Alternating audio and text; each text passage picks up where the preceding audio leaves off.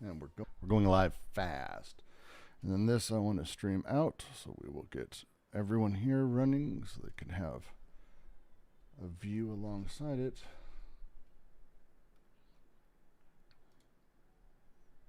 Okay, turn on camera, and it's going to be virtual camera. Should be there.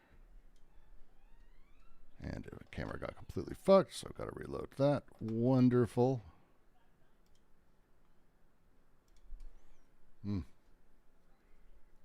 It's the best. Hey, JK, how you doing? This is me. Yeah. Thank you. So usually I'm not on camera in these readings. I forgot. Yes, I was stuck in Dubai, and I already had a beard by this time. But when I got stuck in Dubai for like 3.5 months of work, so I was kind of living there. I ended up getting like the full get up and everything to sort of fit in, and also because it turns out it's super comfortable. And the beard grew out. Never shaved it again. Just kind of like it. Oh yeah, oh yeah. I don't even remember. I had the headscarf. I even learned how to tie it because every country in the Middle East has their own version of tying it. Thank you, Emma. I let me make sure I'm getting one sec.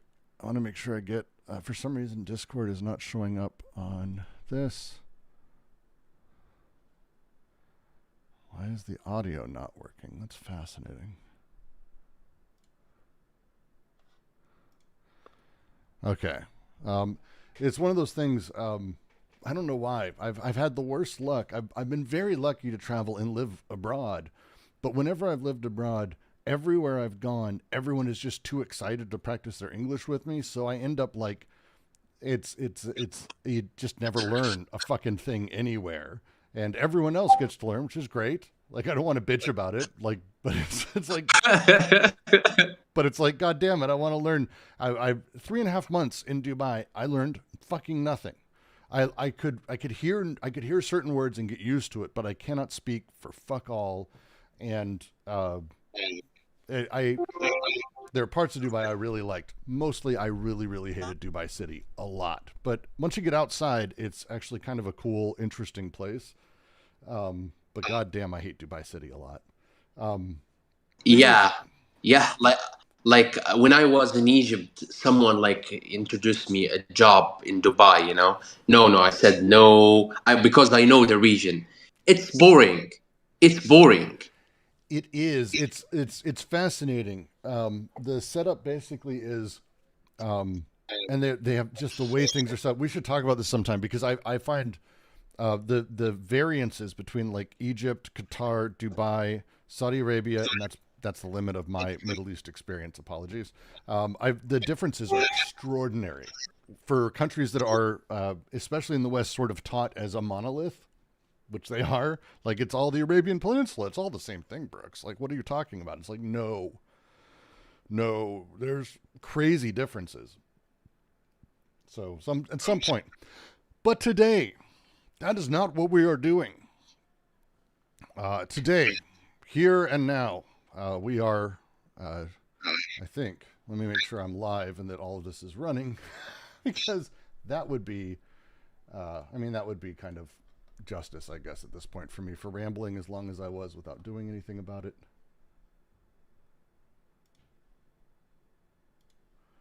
Where the fuck? This should be live right now. In theory, I am. Good. Um, Today, we are going over 3.10, which is a lot at once, and it's intended to be. Like, it really is. There's a lot happening inside of it. There's a lot of elements that are sort of brought together in this. We're not quite at the like denouement moment of Oedipus at last, which is the next section, which we'll be getting to next week. But it is a complex enough section that it's worth going over, I think, a handful of points, but also as you have questions, as you have, hey, what about this or that or anything else, to spend time going over it, to have that. And JK, I'm hearing myself through your mic, by the way. So Oh, I wanted, sorry. no, you're good. So I wanted to open up by sort of starting with is there a question before I start presuming what the questions are? Because this is my third reading. I generally know what the questions are, but I always like finding out where people are at because it changes just enough, to say the least. Or is anyone just like, I don't know, whatever, Brooks, we're good.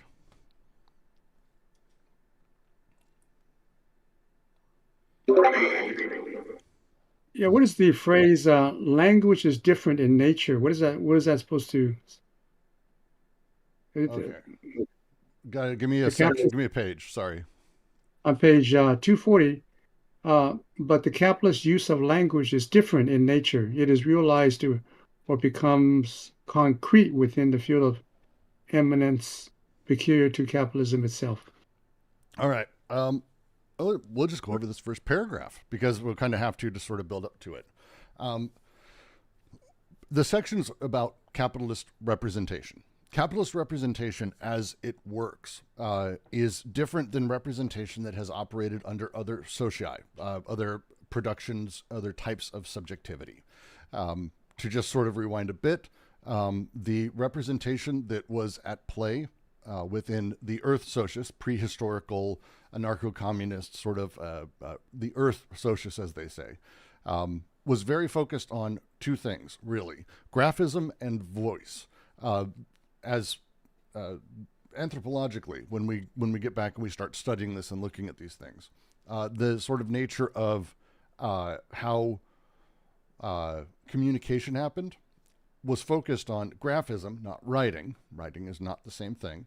Graphism is sort of etchings, strokes, various things like that, cave paintings, but also how they sort of came together, graphism. If you look at a Native American, for example, writing, it's not language as we know it, writing like a romantic alphabet, but instead they're kind of symbols, but they're a unique type. It's graphism. Also the voice, the spoken word, people talk to each other. They did that. These two things were different under the way of how kings operated, because there had to be not only translations from the kings down, but because edicts had to be written out. Graphism seems to have been sort of merged with voice, and it kind of took it over, but also kind of was controlled by it. And so as we move into the era of kings, the space of the despotic representation is very focused on directed particular writing and interpretation. So this means that there's a master signifier. The king is saying things. He has a meaning. We need to divine what his meaning is and reinterpret. This is sort of the nature of biblical interpretations, things like that. So this writing became very important. Capitalist representation, as they open up here, writing has never been capitalism's thing. Capitalism is profoundly illiterate, whereas under the despotic, which had a king who generally wasn't illiterate, possible, but his people weren't. The king's sort of surrounding groups, as he calls them, the king's perverts, as he writes, the priests who go out, the fiefdoms, the sheriffs, the priests, whatever it is that go out. These guys are not illiterate. They're the ones writing these laws, putting out edicts that are posted, writing on coins, writing books, like these things as they work.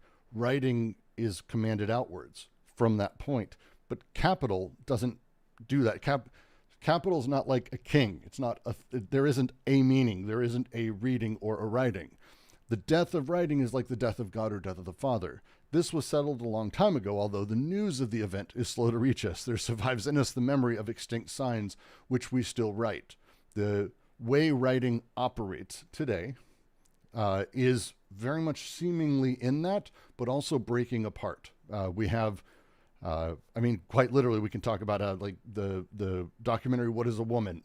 People's fighting over the absolute real meaning of a thing versus the reality of this sort of intangible way language is used. This transition period we are actively in, Writing, as he says, implies a use of language in general according to which graphism is aligned on the voice, but overcodes it and induces a fictitious voice on high that functions as a signifier.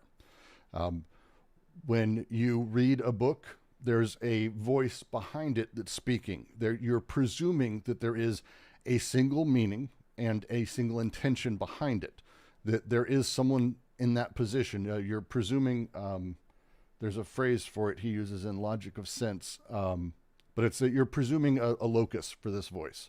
And so writing becomes aligned on it, this person's voice, rather than graphism, which is fuzzy. This play that happens in writing, this arbitrary nature of the thing designated, the subordination of the signified, the transcendence of this despotic signifier, what it means, the true meaning of a word, or what is intended, all of that stuff. And its consecutive decomposition into minimal elements within a field of immanence uncovered by the withdrawal of the despot. All this is evidence writing belongs to imperial despotic representation. They're making very clean line here. Trust me, I'm getting to what you're saying. It's the second half of the paragraph. So all of this is saying master signification was a thing under kings. This is how this works with kings. There is no top level meaning anymore. There is no one single source. We don't have that. This doesn't work anymore. Once we've said this, and it has been said, what exactly is meant when someone announces the collapse of this Gutenberg galaxy? Of course, capitalism has made and continues to make use of writing. Not only is it adapted to money as an equivalent, but the specific functions of money in capitalism went by way of writing and printing, in some measure continued to do so. Writing continues in the same formats, in the same settings, despite this transition period we're in. And this is what capitalism does. Capitalism is using and holding on to this anachronism, effectively, this odd thing that is writing. And as we've moved into the new period, writing has shifted how it works and how it operates. Master signifier is still there, or at least we still ask for it to be there or pretend it's there, but it doesn't really exist the same in capitalism. Writing has changed. Easy version of this to consider is like the idea of the death of the author.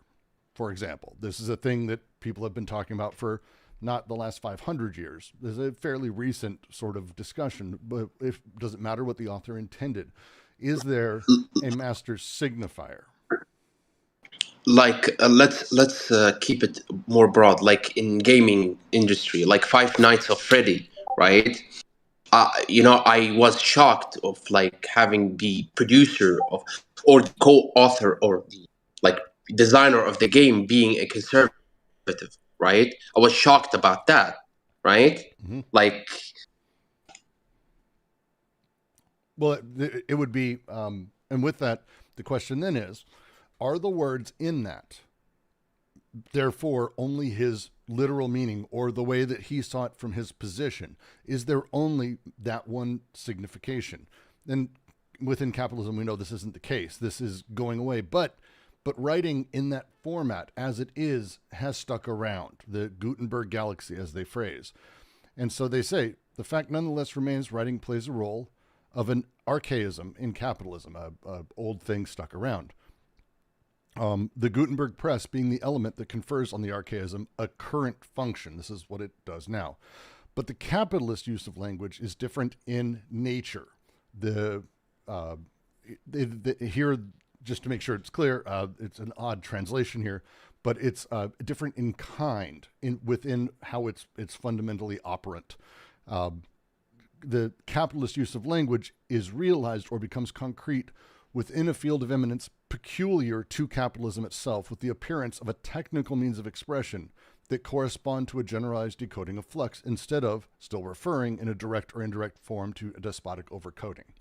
So writing in our format, in our world, the way that things are transmitted and how these things move through, the way it operates is different than how it operated prior to capital. This is what he means different in nature. Mm-hmm.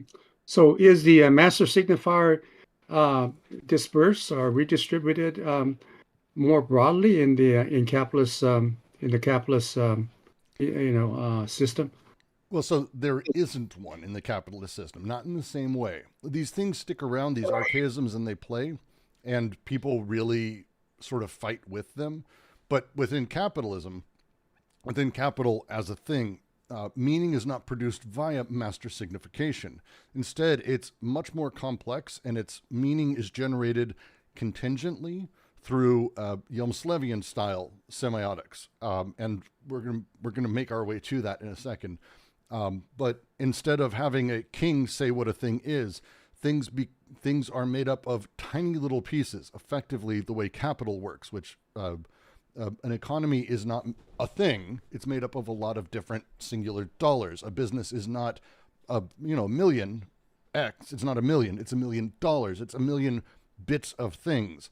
Right now, you're hearing me through bits literally making its way through a computer. Like, it couldn't be more direct. The bits themselves have no meaning, not on their own, but collectively, as they're being placed in the particular order at this particular time, these bits are being used to transmit this specific sounds and these specific notes or words or letters that you're reading or seeing on the screen or images you're looking at, and then that goes away and it goes to the next image, the next thing, the next thing. Bits constantly changing, and the rate of that change, the way it operates, the way it works, it's not the same as saying a master signification of, oh, I wonder what it means. I wonder what is intended by it.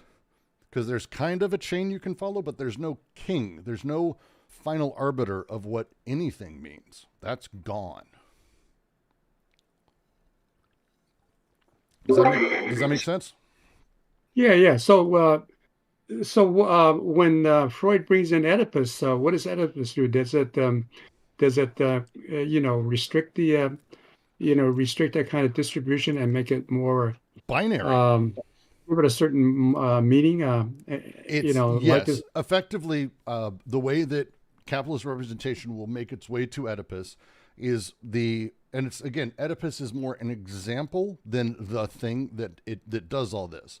Oedipus is an example of how representation works inside of this. It's not a demand in the same way. A king comes along and says, you are a shoemaker. And we all care. Everyone in the village goes, oh, fuck. JK is a shoemaker. We know what that means because we all interpret via the king. We discuss, we talk. The king has said his things. We go by that. We make it happen according to what the king's wishes. You are a fucking shoemaker. But if I say, just on this call, I'm like, hey, JK, you're a shoemaker. We got a lot of conversations to have. We're like, what does it mean? How does it operate? What is the word shoemaker? Where do we track that back up? Well, how that works is, because of the nature of how capitalism grabs desire via images. When I say you are a shoemaker, you're making a lot of assumptions within that not only am I the one saying it, you're adding in on top of it the representation you have of me, and you're using all the steps I've had to condition the words I've used, even though it's all the little bits, and you're taking all those little bits and you're making them basically go through the improper exclusive disjunctions and the conjunction at the end of it, which basically conditions the situation, which at the end, you go, I am a shoemaker, or some shit like that. You mean that the determination, the determinist as quality, like, to put it like more simply, as qualitatively determinant quantity, right? It's... I don't think it's quite as simple as that. We can get to that point, but specifically the way that the signifier-signified relation sort of operates, and it continues. There's archaisms within language as we use it, within writing, within speech, that sort of has, speech and writing merged.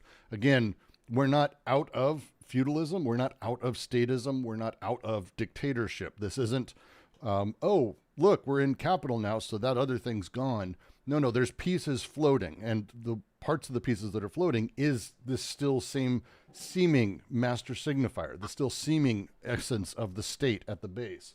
These things still sit inside of there across the board. Let me see if I can find...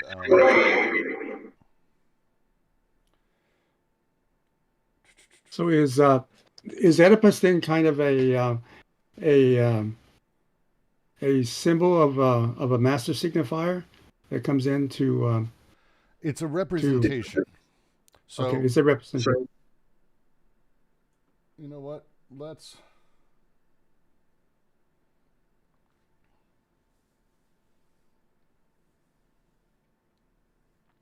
because we're basically going to the end of the paragraph. Let's do that.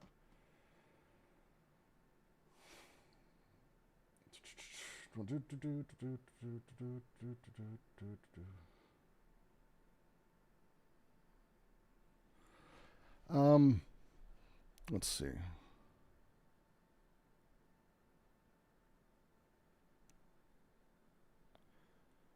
As it's kind of moving from the first to the last paragraph, which is always fun in these.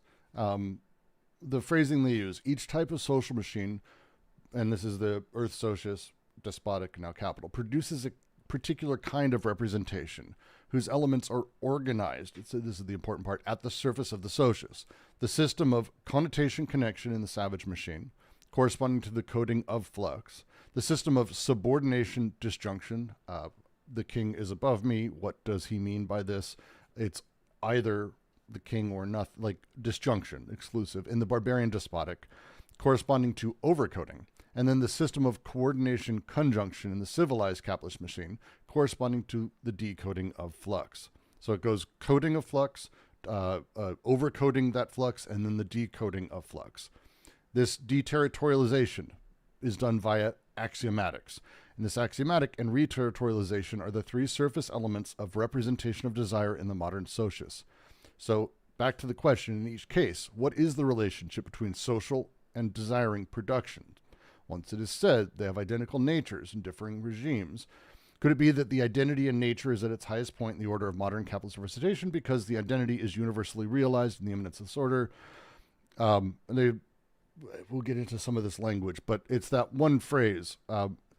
What is the relationship between social production and desiring production within capital? And this is where, because we are historically determined, we have to kind of step back a little bit. In the Earth Socius, we have basically desire as a thing that necessarily needs to become coded directly, like as quickly as possible. So the connotation connection, the connotation of symbology via graphism or voice, and immediate connection is that setup that does that. It's things become desire, flux, the way things operate becomes immediately coded. Within the despotic, the kings come along and they overcode. And how that happens is things that are coded then get put into the system of either or, the disjunctive, and subordinated to the king's meaning. So thus we are overcoding that. And then capital comes along, and it's the coordination, that network effect, coordination conjunction in the civilized capitalist machine, which is about the decoding of flux. These fire out, but this is within desiring production. And desiring production, matching with this semiotic structure, how do these come together within capital? Where do they meet? How do they come together? Well, you have a child born, person born, human come along. And they come along in these different socii. Let's just skip straight to capital. When they come along, their desiring patterns and production is working like everyone else's. And then they're hit by the social repression that comes along within the society of the earth. It is connotation, connection, savage, immediate, that of the eye, that of the scarification and pain, intense intensities, those things. The king, you make it a little bit further where like we have our local customs, but the king overwrites them. Here comes someone who's born and they don't have that same coding that's placed. Coding isn't done immediately.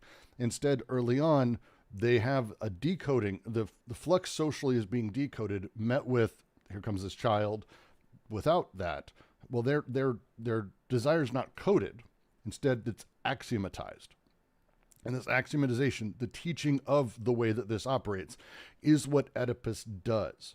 And this is where we talk about the sort of way that Oedipus folds the triangles of society. It folds the tablecloth of society into a triangle. Whereas once it was open, like a fully open tablecloth on a table, like they're being very literal when they say these things. And then Oedipus comes along and says, look at all of this, and it's open to anything can be put on this. That would be amazing. But no. Because of how things work and because of the way that we have desire fucked with, the way that we experience meaning and the networked meaning of things, the sorting of all of those little elements of desire gets sorted very cleanly into binaries.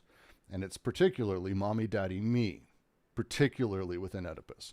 There's a reason for that, and I can get into that. We can start pushing in a little bit to the next section, because I think we're going to have to fully answer this question, because it's an important one.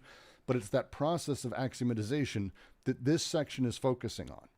Because prior to this, desire was coded, and it was overcoded by a king. It was always the social order coding desire and giving it particular meanings, use cases, and ways to sort of eliminate it, like it was coded and then used. Capital doesn't do that. Capital's decoding. So desire instead is axiomatized and placed into very clear computer-like binaries of A or B, A or B, A or B, over and over and over. And that axiomatization is something that the social world layers into us.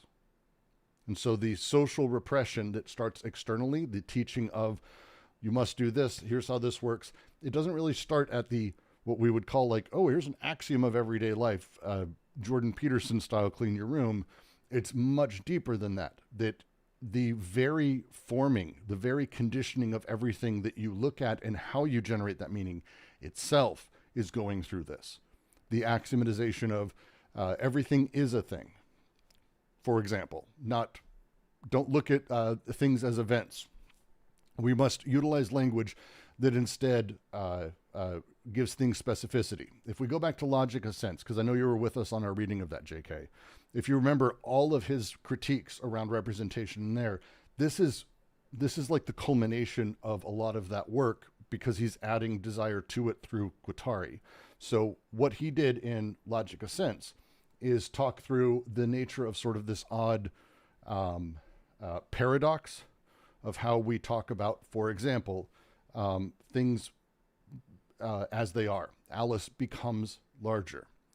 But we talk about it and speak of it as if it was a moment. Oh, look, Alice is becoming larger. But that's not how a thing works. There is no snapshot of time in which Alice is larger. She's only larger in comparison to a past self, which means we have to hold two images at the same time. But we talk about it as if it's one thing. This is an axiomatic. This thing that's happening, because we speak of it and consider things as being that snapshot. They are that thing in that moment. Alice is, in that moment, becoming larger.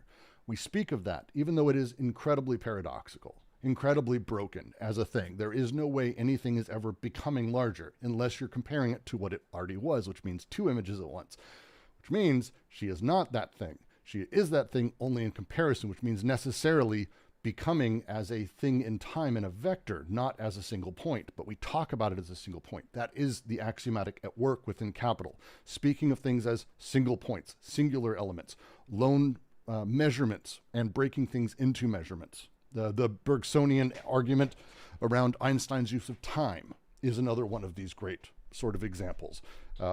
Bergson furious that Einstein turned time into what is the time of the clock, versus the reality of how time is sort of actually experienced and what it does, pretending the measurement is the thing.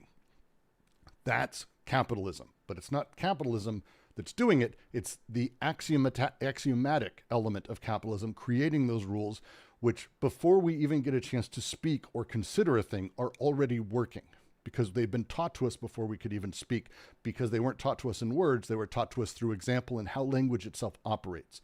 They're base layer things. This is why the axiomatic was so important, and we diverged from this so far out, and we spent a lot of time on the axiomatic, because ultimately the axiomatic, which is set theory shit, calculus, go read. We did a bunch of videos on it if you missed it.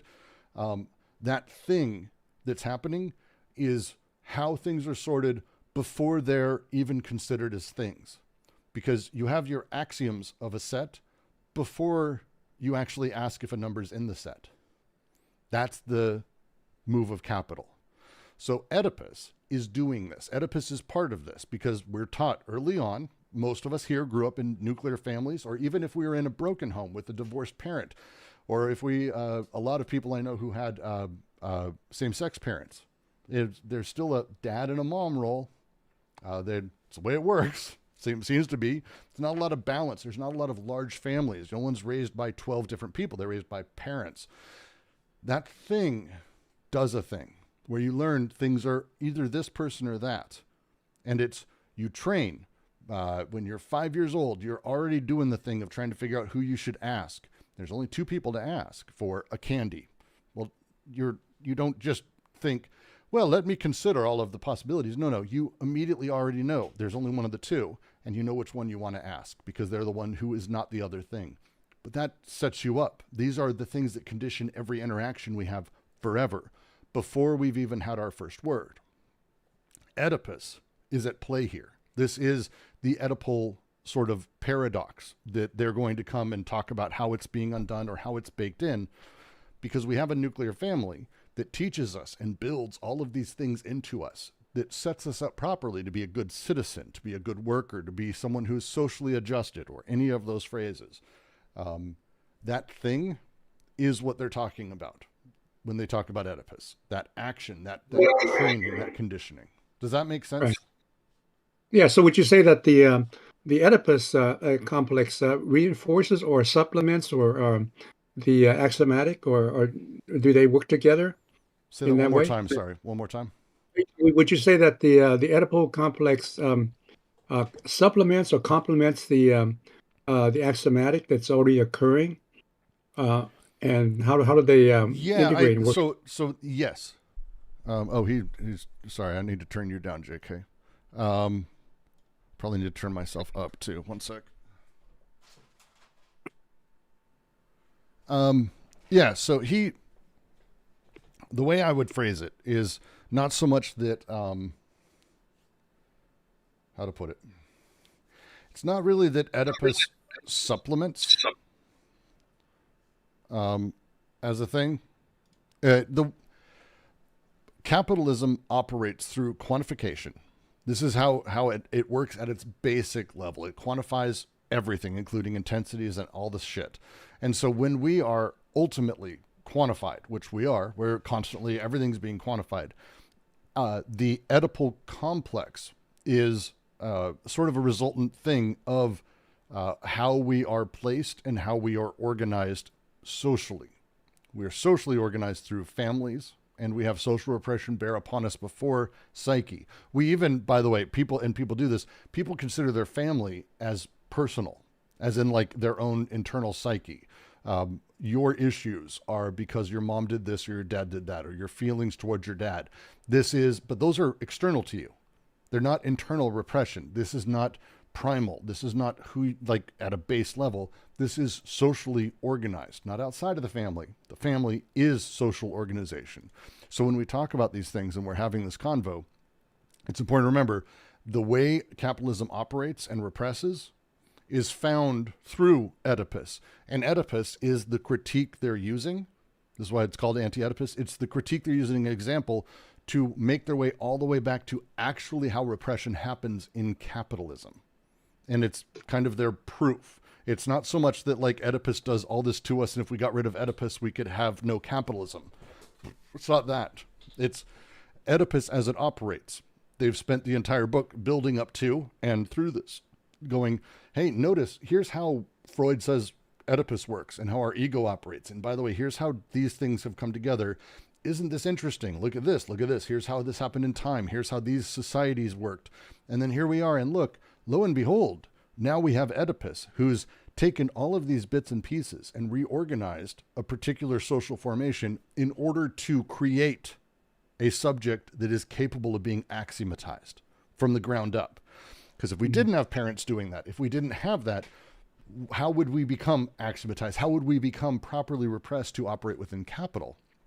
If we didn't have someone doing this to us, we didn't have a structure for replicating this binary, replicating this exclusive disjunction that came to us through the previous socius. These things have to be constantly brought back and forth, right? No? Yeah.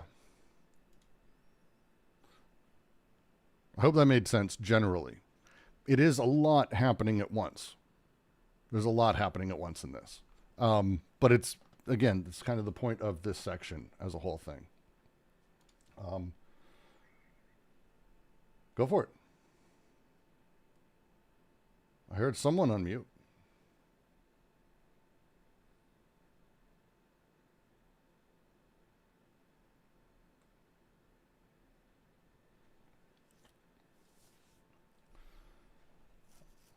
Let's see. Looking back at chat.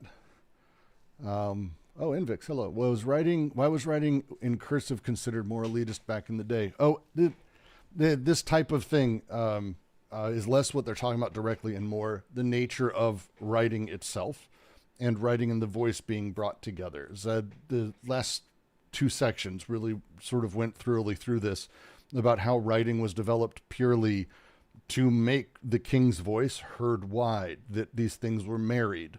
So that way a meaning that was given to someone was the meaning they had. And that's how a thing was meant. And that's kind of what they mean by writing overall. And it's the way that writing operates. Someone is writing properly or in line with effectively the king or the king in your head in some ways, this master signifier that is a archaism, as they call it, from old. It's a piece left behind by this old system. Capitalism's got a lot of those. There's a lot of new cool stuff introduced and a lot of other stuff that interplays with it. It's a lot of machinery that's sort of fucking with each other. That's underneath a lot of that.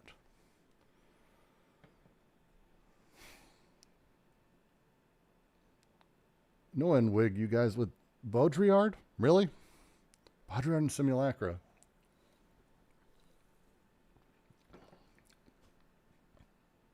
Interesting. Let's talk about, let's see. I want to spend a little bit more time on Yelmi Slevy. Let me see. Yelmslev.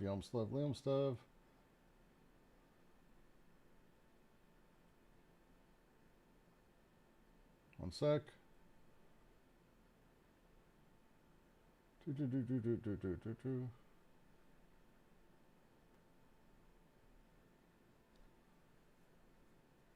thought I had it.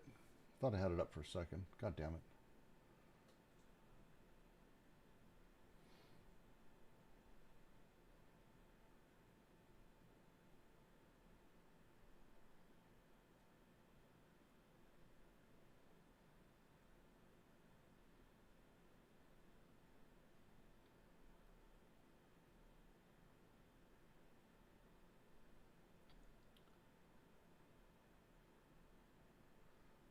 I want to get to Yelmslev and I want to get to the specific phrasing and I cannot see it for the life of me.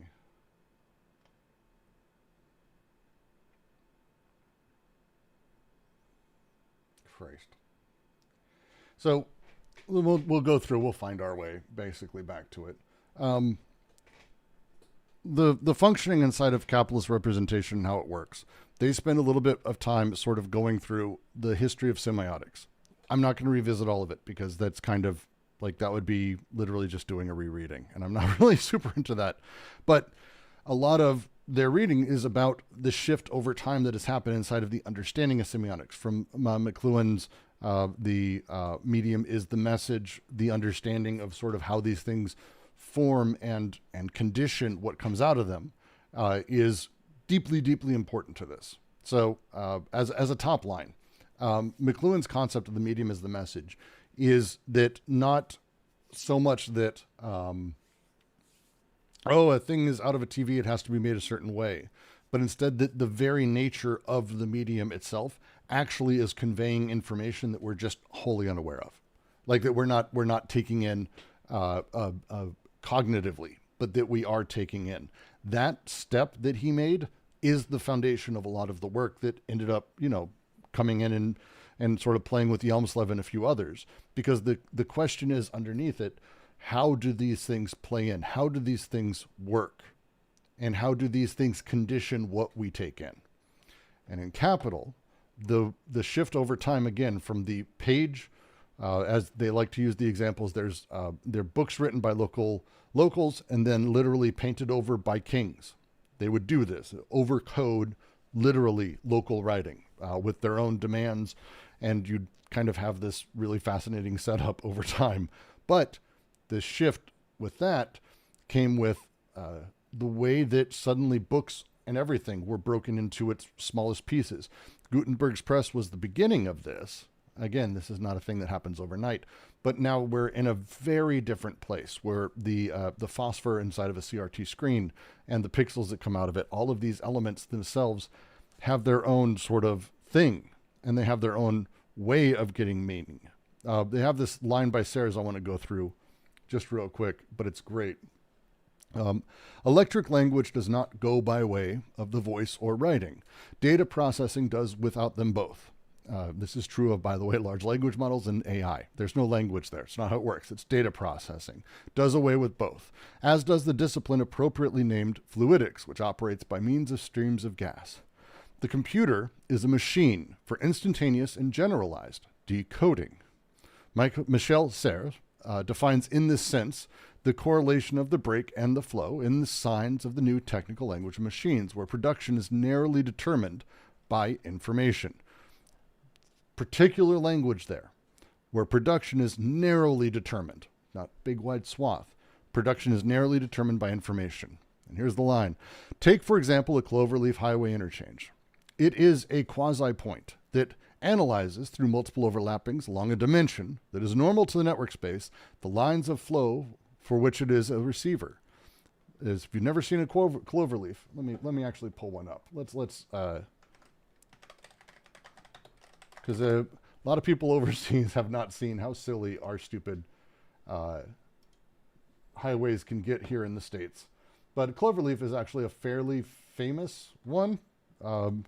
If you're ever playing a city builder, for example, city builders tend to have a lot of really interesting sort of uses of these things. I'm trying to find a non-alamy thing. Let's do that one. Open image. No, stop it. Open image in new tab. Come on. There you go. Really? That's that small of an image? I'll pass on you. Lame.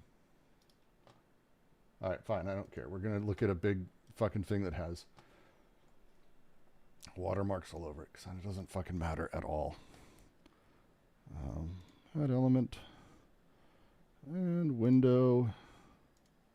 It's going to be you. And there. All right. Let's zoom it in. So this is a cloverleaf highway. Cloverleaf highways, because when people are moving 70 miles an hour, which is pretty quick, we need to figure out how to make sure that they can turn. I grew up in Denver, which is where I-25 and I-70 meet. Interstate highways. They're huge, fucking massive, 5-6 lane highways each direction. How do you get them to hit each other and have people transition between them? How do you start in one way and allow someone to go straight, to go right, to go left, but also maybe to go other directions inside of that? It's actually really fascinating as a thing. Cloverleaf was the simple example for how to get this sort of X. There's a lot of cloverleafs. America's filled with them. Smaller ones, bigger ones. We don't do roundabouts, and we do lots and lots of cloverleafs. So as I read this, be watching the cloverleaf, because that's kind of the underlying thing to be reading. It is a quasi-point, this whole thing. The whole thing is a quasi-point that analyzes through multiple overlappings along a dimension normal to the network space the lines of flux for which it serves as a receiver. It is at a point that traffic from four directions, well, traffic relative to it, but from four different directions are making their way to it. And that traffic needs to go a lot of different ways. It does. It needs to go where it needs to go, north, south, east, or west. And if it's traveling one direction, it may need to switch. It may not need to switch. That thing, it is a quasi-point that analyzes itself through overlappings, the lines of flux for which it serves as a receiver. On it, one can go from any afferent direction to any efferent direction, and in whatever order, without ever encountering any of the other directions. If I like, I will never come back to the same point, although it will be the same. A topological knot, where everything is connected without confusion, where everything flows together and is distributed. Thus a knot may be seen as a point having several dimensions. Information, which is people, cars, movement, the multiplicity that is, that thing is moving in and out and able to make its way through. This is this odd thing that happens inside of a point, which is what it is. It is a point in the network of travel. And as they say, which far from canceling flux, contains flux, sets it in motion. This is the difference as they're talking about it, sort of across the board, ultimately. This cordoning off of production through information shows once again the productive essence of capitalism functions or speaks only in the language of signs imposed on it by merchant capital or the axiomatic of the market. This example they're giving is the flux of the market, is flows of the market, elements, data, things moving, hitting a point, not really coming back to the same point, even though it is possibly the same point, but that's not seen as the same point because it's different in time, different in place, different in kind, different in organization, everything. But that point, that data point that's making its way through this topological knot, this thing, all production is cordoned off. You can't drive off the road here. I mean, you can. You don't. No one does. There's a lot of spots in here and directions you could go. You could go northwest. Not on a road, but you are contained. Motion is set. Things are organized for every point. This is done through information. Oh, you need to go this direction because you're wanting to go to this place. I set up my 4 points and off I go. There's an efficiency to it. Google Maps and GPS has basically completely solved a lot of this for us. It is the most efficient and quickest way to get anywhere. Technically, that's because we're using roads conditioned by this, set up by this, put in place by this, all those things. Why does GPS tell you the road to take in the direction you take? Because the roads were built there. Why were the roads built there? This layers on. These are all, again, this is all at the end of the thing, the moment of desire and how it's being sort of cordoned off and how it's being set. This thing, as they say, speaks only in the language of signs imposed on it by merchant capital or the axiomatic of the market. Things move, they go, there's only that which is imposed. Things are spoken only through that language of the market, efficiency. Effectively. Efficiency effectively is probably the best phrasing for it. And this is why they make their move in the next step. One sec. We'll get rid of you. We'll make our next. The linguistics of flux and linguistics of the signifier. This is the difference as they're talking about it. Caesarean linguistics, for example, in effect, discovers a field of immanence constituted by value, i.e., by the system of relations among ultimate elements of the signifier. But apart from the fact that this field of immanence still presupposes the transcendence of the signifier, still presumes that the king's there saying what meaning is, still presuming it is a thing, still presuming something is. That's old. That's the archaism of old, right? Following? I hope so. Which uncovers the field only through the signifier's own withdrawal. The field is shown only by the king not really being there, actually. The elements populating this field have, for a criterion, a minimal identity they owe to their relations of opposition that they keep throughout all types of variations affecting them. I go back to the traffic thing.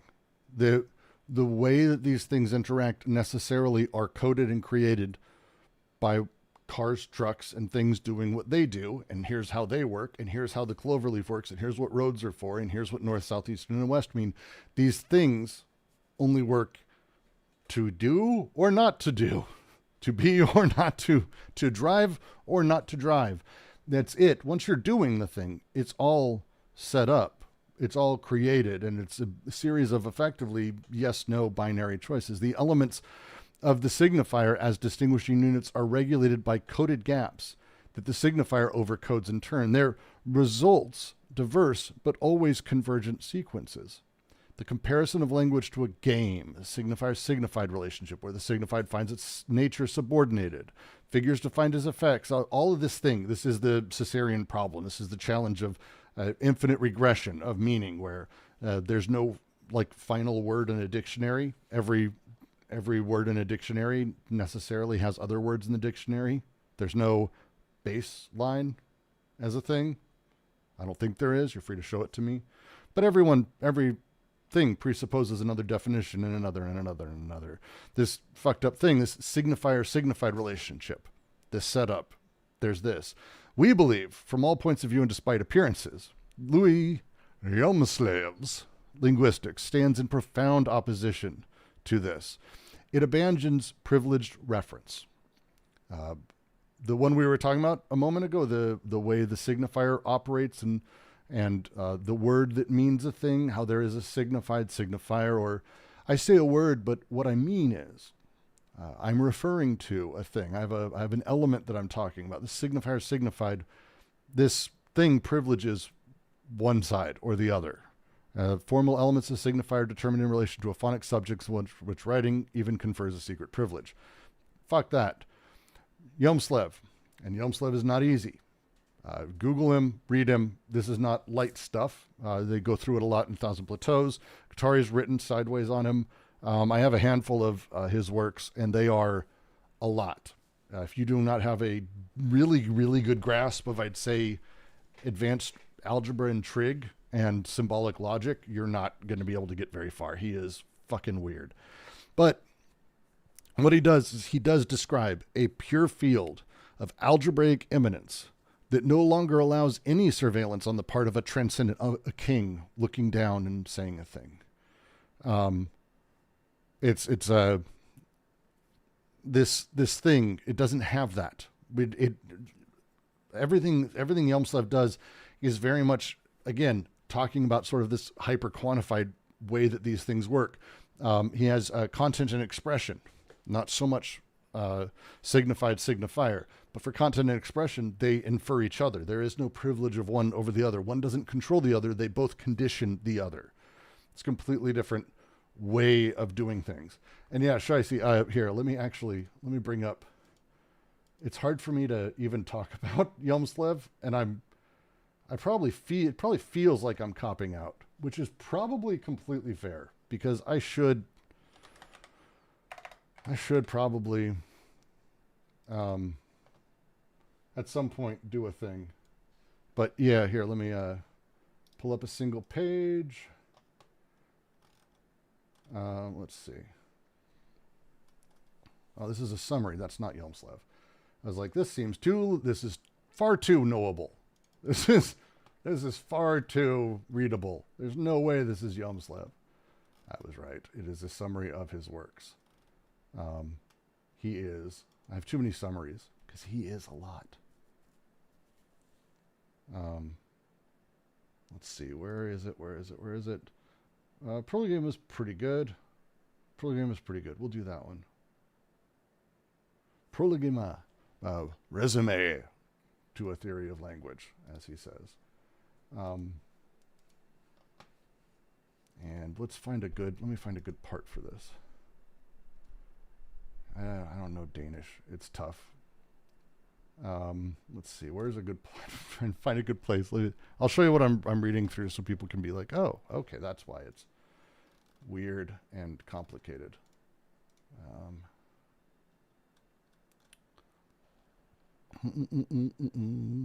PDF. Where the fuck did my PDF go? What the fuck? There you are. Okay. Zoom in a little bit. Get that a little bit nice formatting. So the way he sort of operates and talks, he is a mathematician by trade. So first off, that's the thing to really, really understand is he's not just kind of a mathematician or playing around. He was an astonishing mathematician, actually. He's famous for doing a lot of other things. He worked in the nature of dimensionality and mathematics.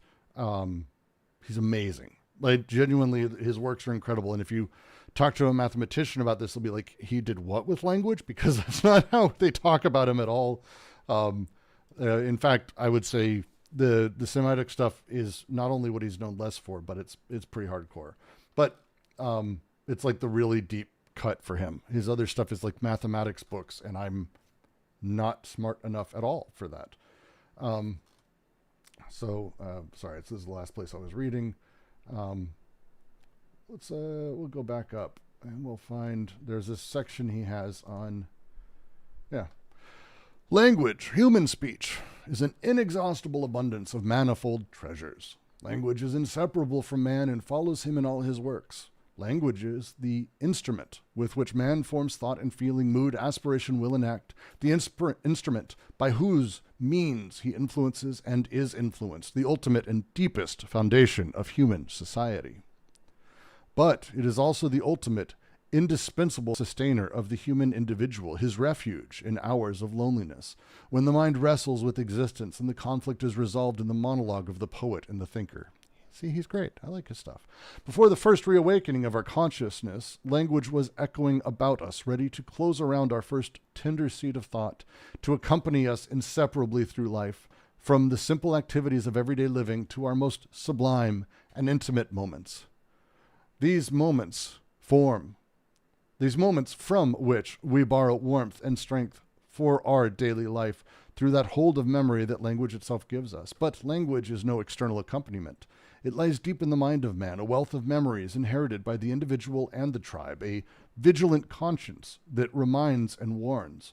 And speech is the distinctive mark of the personality, for good and ill, the distinctive mark of home and nation, mankind's patent of nobility. So inextricably has language grown inside personality, home, nation, mankind, and life itself.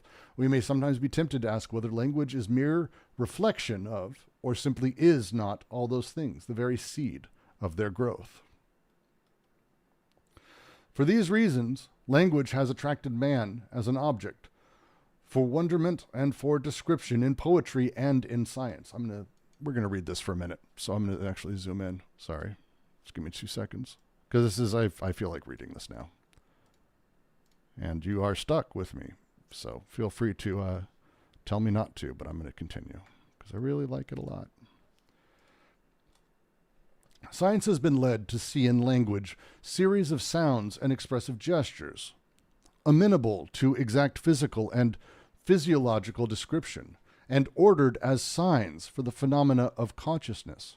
It has sought in language, through psychological and logical interpretations, the fluctuation of the human psyche and the constancy of human thought, the former in the capricious life and change of language, the latter in its signs, of which 2 kinds were recognized, the word and the sentence, the palpable symbols of concept and judgment, respectively. Language, conceived as a sign system and as a stable entity, was expected to provide the key to the system of human thought, to the nature of human psyche.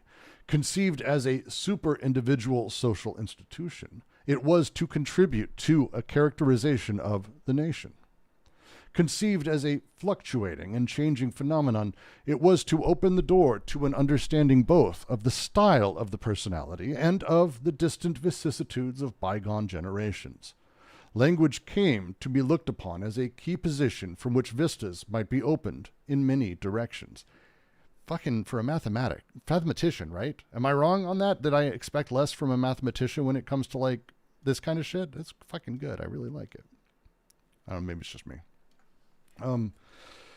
Consider thus, language, even when it is the object of scientific investigation, becomes not an end in itself, but a means to a knowledge whose main object lies outside language itself, although it is perhaps fully attainable only through language, and which can be gained only on other assumptions than those implied by language.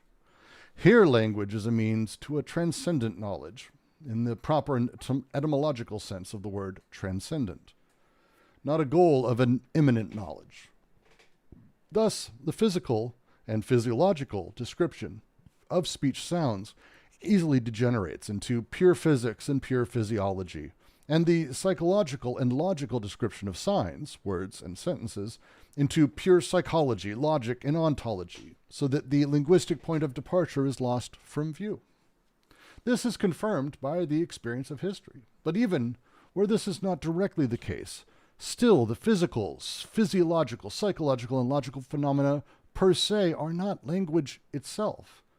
but only disconnected external facets of it, selected as objects of study, not for language's sake, but for the sake of the phenomena towards which language is oriented. The same holds true when language is further considered on the basis of these descriptions as a key to the understanding of social conditions, to the reconstruction of prehistoric relations amongst people and nations. I know Leibniz was also a mathematician. Leibniz also wrote very well. I just don't find it super common. I'm always pleasantly surprised. I think maybe with Leibniz I'm less surprised because I came to his writing first. One sec. Here is Language, which I don't have a PDF of because I cannot find it. This is a resume to a theory of language. This is his explanation of it. This is what, this is terrible. Let me see, 1 second. Maybe I can, it's hard for me to even say, but I actually, it's literally hard for me to say because it's hard for me to even read this as a book. I don't even know half these fucking mathematical symbols is the challenge. Trying to think of how I would even read this. If anyone can find Yelmslev's Language, not resume or prolegomena to a theory of language, but just language. I have been looking for it for a while, and it is not an easy one to find. Because I have Essays Linguistes, which is obviously about him, written elsewhere, essays he wrote, but it ended up being translated to French. Does no good for me. His other books are a lot denser, but we'll continue. Because it's important. I think it's important. This is not said to minimize the value of all these points of view and all these efforts, but to point out a danger. The danger that in our zealous haste towards the goal of our knowledge, we may overlook the means of knowledge, language itself. I like this. The danger is a real one because it is in the nature of language to be overlooked. To be a means, not an end. It is only by artifice that the searchlight can be directed on the means of knowledge itself. This is true in daily life, where language normally does not come to consciousness, but it is equally true in scientific research. It was long ago understood that in addition to philology, the study of language and its texts as a means to literary and historical insight, it must be possible to have a linguistics, a study of language and its texts as an end in itself. But it was a long way from plan to execution. Once more, language disappointed its scientific suitors. What came to make up the main content of conventional linguistics, linguistic history and the genetic comparison of language, had neither the aim, had neither as aim nor as result a knowledge of the nature of language, but rather a knowledge of historical and prehistorical social conditions and contacts amongst people, a knowledge obtained through language taken as a means. But this too is philology. It is true that in the inner technique of this kind of comparative linguistics, we often seem to be studying language itself, but that is an illusion. We are really studying the dissecta membra of language, which do not permit us to grasp the totality that language is. We are studying the physical and physiological, psychological and logical, sociological and historical precipitations of language, not language itself. To establish a true linguistics, which cannot be mere ancillary or derivative science, something else must be done. Linguistics must attempt to grasp language, not as conglomerate of non-linguistic, physical, physiological, psychological, logical, sociological phenomena, but as a self-sufficient totality, a structure sui generis. Only in this way can language itself be subjected to scientific treatment, without again disappointing its investigators and escaping their view. In the long run, it must be possible to measure the significance of doing this by the repercussions that such a linguistics must have on the various transcendent points of view, on the philologies, and on what has till now been considered linguistics. In particular, through the theory of such linguistics, it should be possible to provide a uniform basis of comparison between languages by removing that provincialism in the formation of concepts that is the pitfall of the philologist, and thus eventually to establish a real and rational genetic linguistics. In its more immediate consequences, the significance of such linguistics, whether the structure of language be equated with that of reality or be taken as a more or less distorted reflection of it, may also be measured by its contributions to general epistemology. What is required is the construction of a linguistics theory that will discover and formulate the premises of such linguistics, establish its methods, and indicate its paths. The present work constitutes a prolegomena to such a theory. The study of language, with its multifarious, essentially transcendent aims, has many cultivators. The theory of language, with its purely immanent aim, few. In this connection, the theory of language must not be confused with the philosophy of language. Like the history of any discipline, the history of the study of language has witnessed attempts to give philosophical motivations for actual practices of investigation. And in connection with the interest in foundations that had been growing in recent years, certain transcendent kinds of linguistics have been provided with their presumed systems of axioms. At the same time, it is very seldom that these speculations of linguistic philosophy assume such an apparently exact form, or that they are systematically undertaken on any large scale by investigators with sufficient preparation in both linguistics and epistemology. Most of them can be relegated to the category of subjective speculation, and therefore none of them has won much approval, except perhaps temporarily, as relatively superficial trends of fashion. For this reason, the history of linguistic theory cannot be written, its evolution cannot be followed. It is too discontinuous. Because of this situation, attempts to form a linguistic theory have been discredited by many as empty philosophizing and dilettantism, characterized by a priorism. The condemnation seems even justified, since dilettantish and a prioristic philosophizing has actually prevailed in this field to such an extent as to make it difficult to distinguish from outside between the true and the false. A possible contribution of the present work should be to make clear that these characteristics are not an inherent necessity in any attempt at linguistic theory. We shall best achieve this aim by forgetting the past to a certain degree, starting at the beginning in all cases where the past yielded nothing but positive usefulness. To a large extent, we shall build on the same empirical material as the investigated in previous research, material which, in reinterpreted form, constitutes the object of linguistic theory. We shall explicitly acknowledge our indebtedness where we know the results to have been reached by others before us. One linguistic theoretician should be singled out as an obvious pioneer, Ferdinand de Saussure. Saussure's wonderful. And then we kind of blah, blah, blah, blah. I'm going to actually skip a little bit ahead. Sorry. Just going to skip a little bit ahead. I promise it's not the worst thing. Because he's through a lot of this, he's sort of, again, this is the prolegomena to his setup. All right. We're getting there. By the way, literally when I say it's mathematics, I'm not joking when I say that. And we're going to see exactly what he's talking about. It's important. So, as he's even saying here, I want to link it back to the piece we're reading in AO and capitalist representation. There's a shift happening in the understanding of language. For a very long time, language simply operated as the king said this, we are to interpret his words, or God's words, like the Bible and that very concept. What did he mean when he said this? That thing isn't what was meant, but what did he mean? What was the that thing? We've made moves in the last 100 years, well, for him even, I want to say 50 plus years, Saussure and others, in playing with and trying to understand language, but doing so without taking language itself, using language as a seeming goal, but aiming at a history, a sociology, and instead of taking it as it sort of comes directly. And that's really his core critique.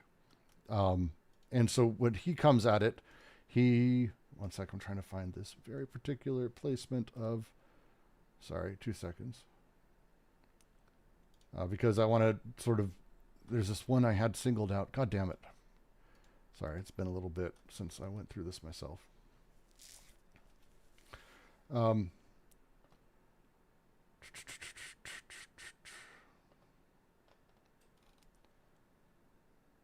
it's really dry. I'm trying to get to the part that makes it a little bit more, oh, okay, I want to take a dive into this. And then I'll link to, there's a great guide to Yomslev's writings that's online that I really do enjoy.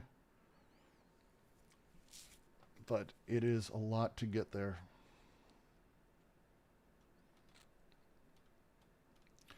All right.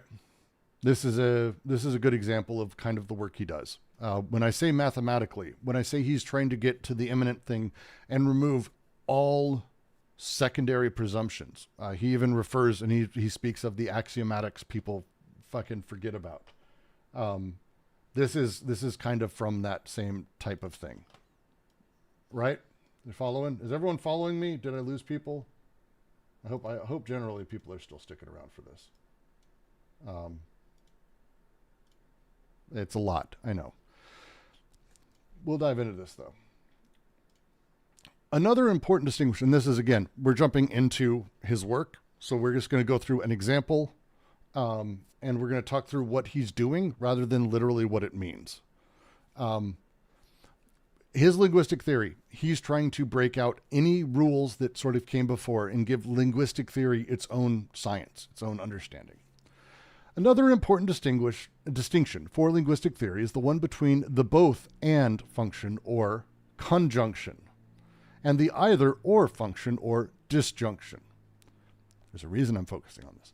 This is what is behind the distinction between process and system. In the process, in the text, is present a both and, a conjunction or coexistence between functives entering therein. In the system is present an either or, a disjunction or alternation between functives entering therein. Consider this graphemic example. You don't have to understand this. You're not supposed to. I'm going to explain lightly. I'm not going to explain this, but I'm going to explain lightly. P-E-T-M-A-N, pet man. You guys get it? By interchanging P and M, E and A, T and N, respectively, we obtain different words, namely pet, pen, pat, pal, pan, pen, met, men, mat, man. These entities are chains that enter into the linguistic process, the text. On the other hand, P and M together, E and A together, T and N together produce paradigms which enter into the linguistic system. In the word pet, in pet, there is conjunction or coexistence between P and E and T. We have, in fact, before our eyes, P and E and T. Do you see it? This is not hard. By the way, what he's doing here is not hard. This is like the baby's first steps of stuff, but this is the thing. Look at it. Do you see pet? Does everyone see pet on the screen? I hope does everyone see pet? No one's fucking answering. There you go. You see it right there. Look at that. They're there. It's in conjunction or coexistence. But right there, we see the conjunction of P-E-T, but it's not pet. It's the conjunction of P and E and T. In the same way, there is a conjunction or coexistence between M-A-A and N in man. But, between P and M, there is disjunction or alternation. What we in fact have before our eyes is either P or M, in the same way there is disjunction or alternation between L and N. I mean T and N. Sorry, fucking scan. Conjunction, disjunction. Either or conjunction coming together. Pet and man. If we just have these words, and he's literally describing what we're looking at, do not make this more intellectual than it is. He is being deeply fucking just descriptive of what you're seeing. The word pet and man. We can interchange all of these letters. We absolutely could. Like, all of these letters kind of work together in a lot of different ways, but some don't. Some don't. And this is a little bit different. So we have the conjunction of pet, P-E and T, which go together linguistically for us. We conjunct. They seem to go together as a thing. There's a conjunction or coexistence. We have that. We also have man. But between P and M, and also between T and N. But notice also he didn't say between E and A. There's reasons for this. This is the disjunction versus the conjunction. This is how he's bringing it up at the basic level of how letters function in words we are reading on a page. This is Yelmslev. This is when we break down everything to its, and by the way, we just started. This is like the beginning thing. Marcus in YouTube says this would go harder with ancient Greek. This goes hard with every fucking language. This is crazy shit. There's a couple guys in China, some Chinese linguists who've taken it to China. Really strange shit. I'm too stupid and I don't read Chinese, so I don't get it. But I understand that it's quite interesting. But it's again, it's a systematic linguistics. It's an understanding of linguistics qua linguistics itself. So we're going to keep going on this one in a certain sense, because this is the point of capital. Capital's breaking these things up. We read differently. We don't see the whole word. We don't, the word written by God, written by king, as is. We don't take it in. That's not how this works. Linguistics operates differently because of how we are now. In a certain sense, it is said to be the same entities that enter into the linguistic process, the text, and into the linguistic system. Considered as component, derivative of the word pet, a derivate, P enters into a process and thus into conjunction and is considered as component of the paradigm.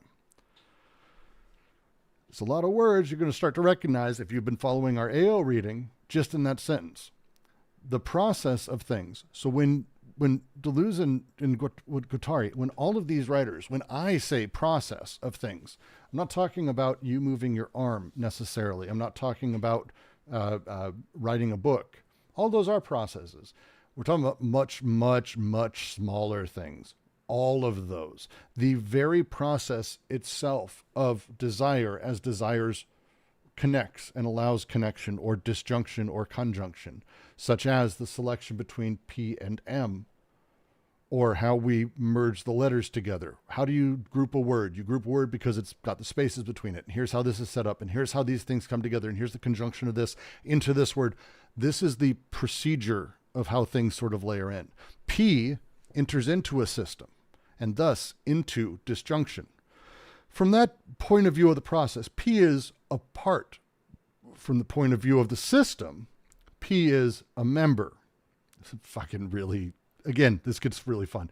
The 2 points of view lead to the recognition of 2 different objects because the functional definition changes. But by uniting or multiplying the 2 functional definitions, we can take a point of view that justifies our saying we have to deal with the same P.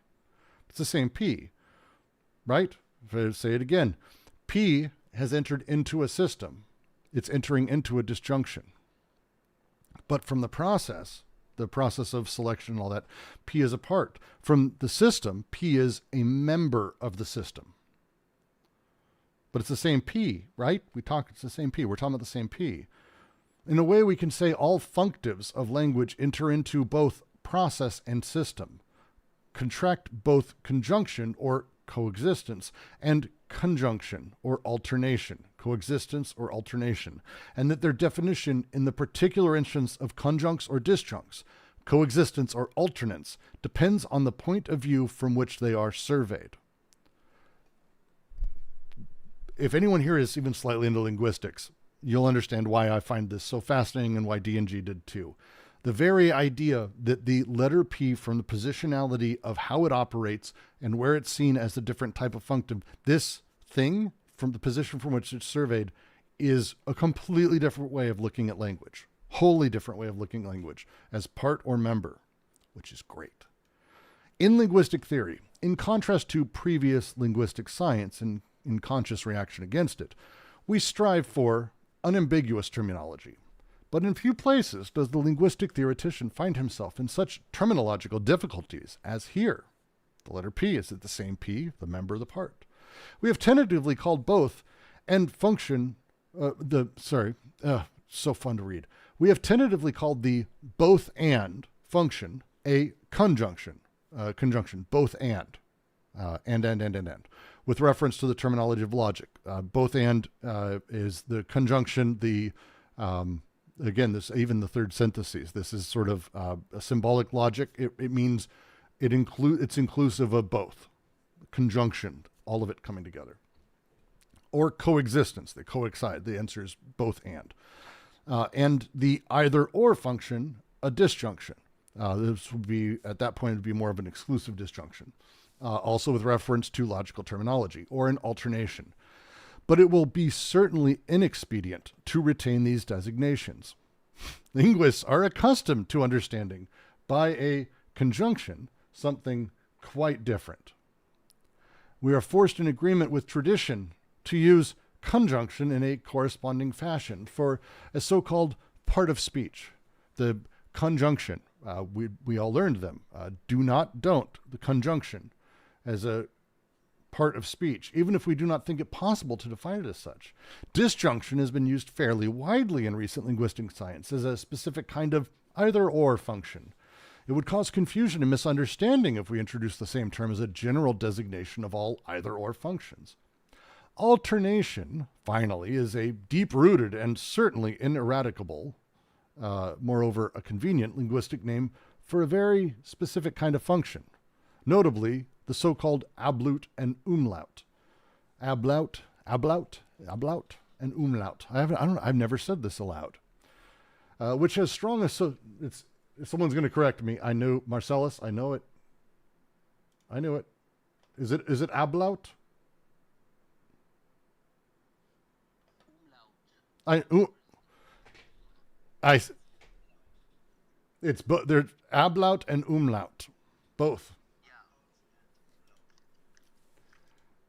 That's other languages are very. I know what an umlaut is.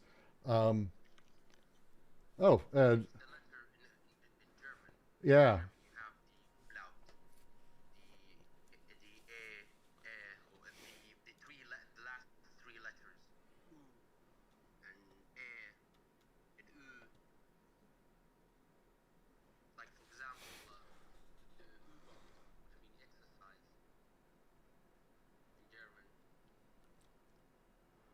It's a type of reduplication with change.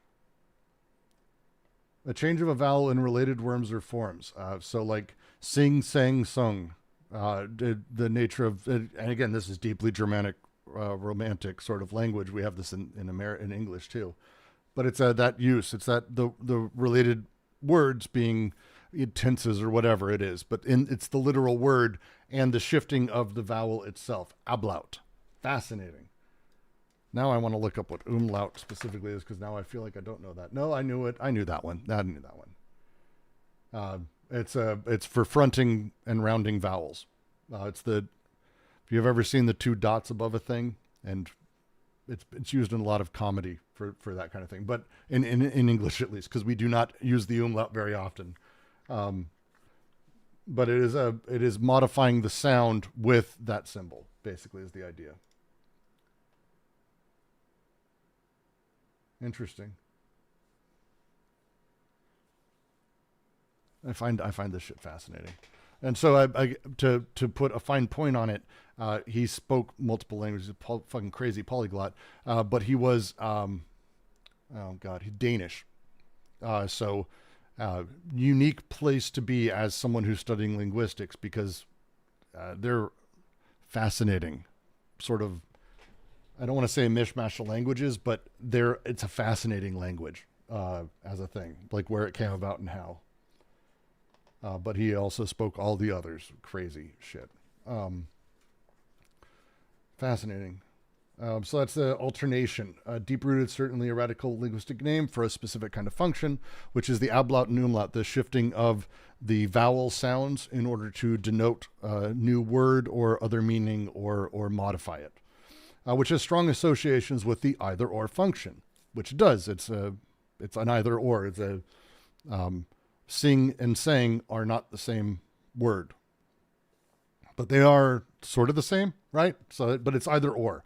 It will therefore not do to introduce alternation as a general name for either-or functions.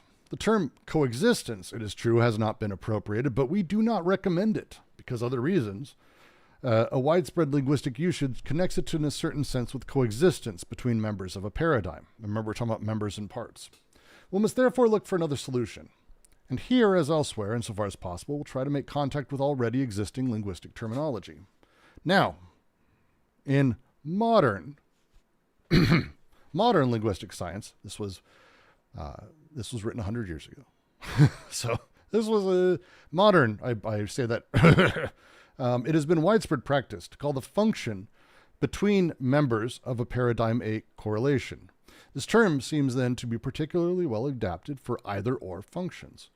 And as a serviceable designation for the both and functions, we settle on the word relation. We shall thus adopt the word in a narrower meaning than it has in logic, where relation is used essentially in the same sense in which we use the word function. The initial difficulty is this may cause easily surmountable, blah, blah, blah. Relation and function these are going to be, again, functives and words he's using to describe how these parts work. Correlation, relation, and function, parts of his linguistic theory. Let's see. I don't want to go too deep into that one. There's like, here we go. Oh God, fuck. I don't even know if I want to do this. Everything's schematics so much. Skip the schematic. He does this a lot. There's a lot of very particular things. And again, the only way to really get it is to actually pick up language, which, let me see if I can actually find a PDF of it. Let me turn off that, make sure that stream's not watching me do this. 1 second. Because I know someone, I need to find it, and I want to sort of be able to show it online. So it'll be a second. Just 1 second, everybody.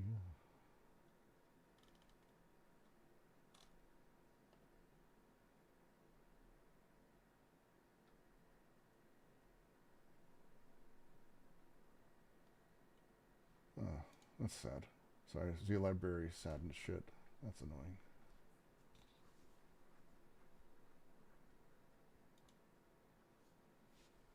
Okay, and man, everything's getting taken down. All right, Yum, Slav. Nope, prolegame at 100 of those. I don't want. I need to fucking, because it's titled language, but I don't want prolegama.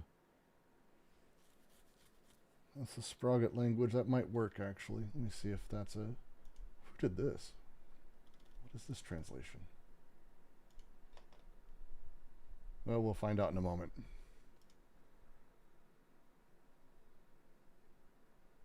A San Francisco Public Library copy. Love that. All right, let me see. We'll pull this up.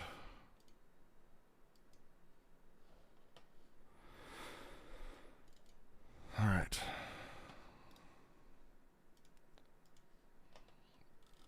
We'll jump forward. Yeah, this is actually my copy. This is the copy. This is similar to the copy I have. Interesting. Very interesting, actually. Page display. Single page. Come on. No. Zoom out. Fucker thing. Fit page. All right. There we go. And I'll go ahead and...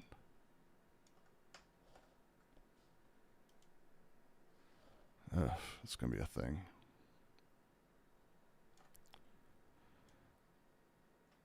Let me actually zoom in a little bit so we have a little bit more room wide. All right, is everyone able to read along, generally speaking? Mostly? Hope mostly. You guys good? Danish is just German with marbles.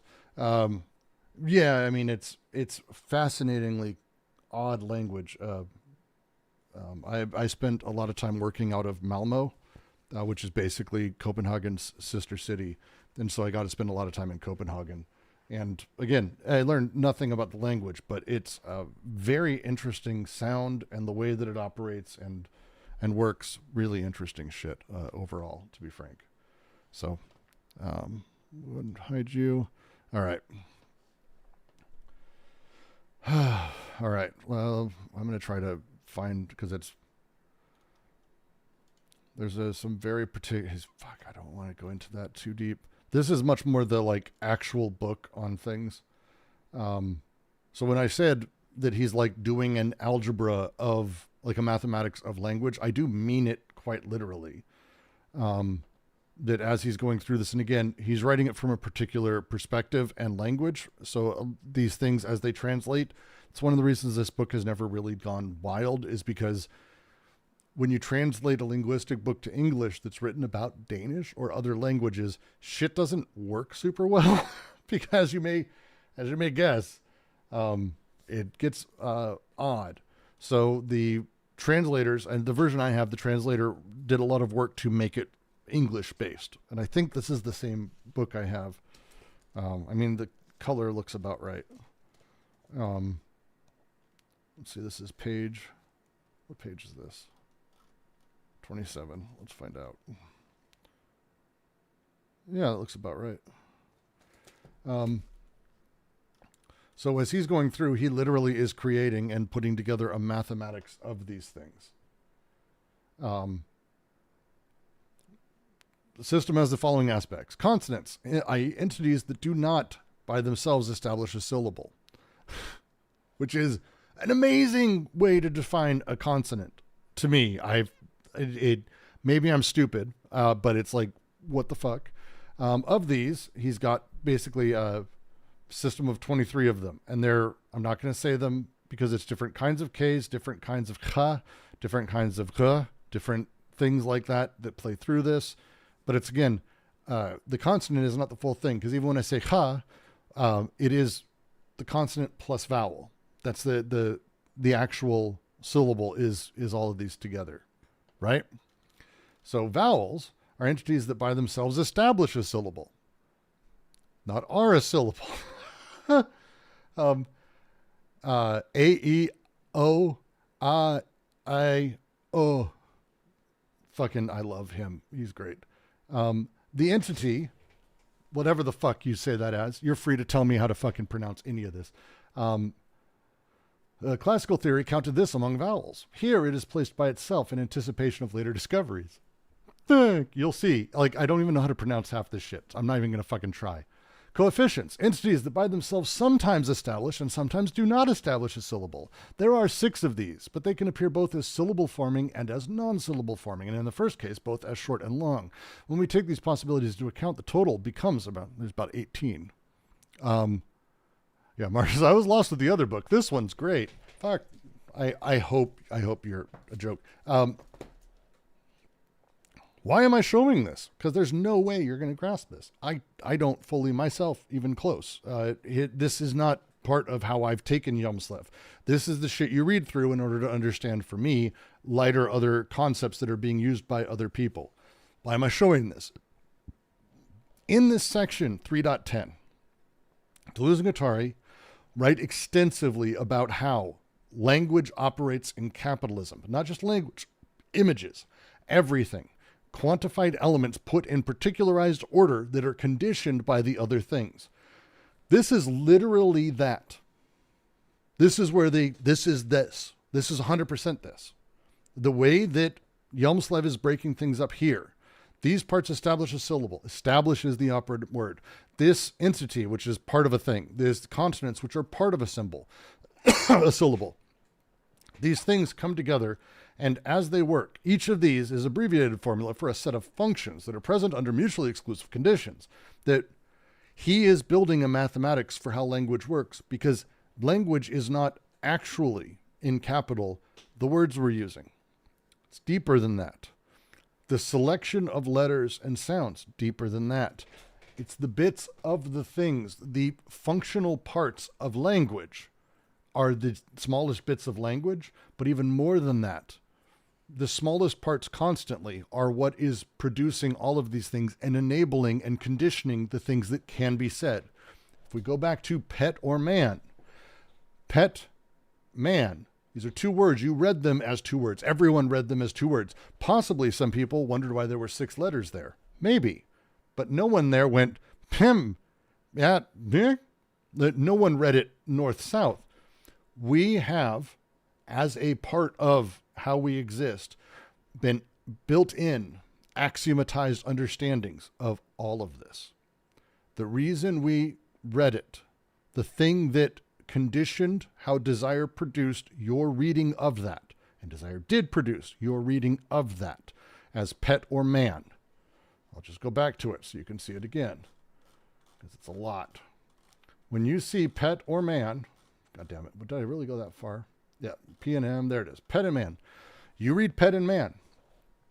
Desire and all of the connective synthesis that's happening, disjunctive, conjunctive, connection, either or, conjunctive. What is happening as you're looking at this is the 3 steps of the syntheses. What said that you would read it as pet and man wasn't a rule that you've been given. You weren't like told all letters are always words. No. It's you placed and saw bits of things. Your eye connected with a million different little parts of the letters, of the way it's angled, of the style of it, where it's located on the page, the order of it, the way it's located on the screen, I think would be another great way to put it. This little bit here, this P, this E, and this T, you saw the distance between them. You saw how it was angled.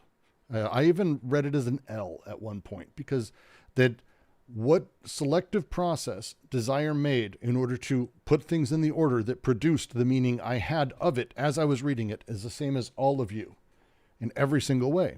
But it was all the pieces.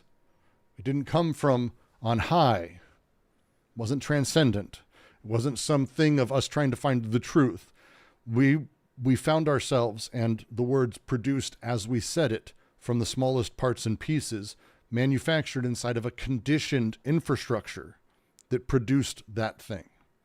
The production of you that said pet, that saw the representation of a pet or a man as you did it, that the representation of these things, the wholeness that was being found. This is capitalist representation in action. That's why I went through all this. But that thing, you read, Invix is like, I read it as Pell. You read it as Pell. That's not even a fucking word, but you read it as Pell. Because the rules of desire and how it connects things, how it puts things together that exist before you see the word or understand what you're looking at, that are not causative, but are you literally grasping the thing you're looking at and making sense of it and producing you saying the word, nonsense word Pell. That thing, that process. This is capitalist representation.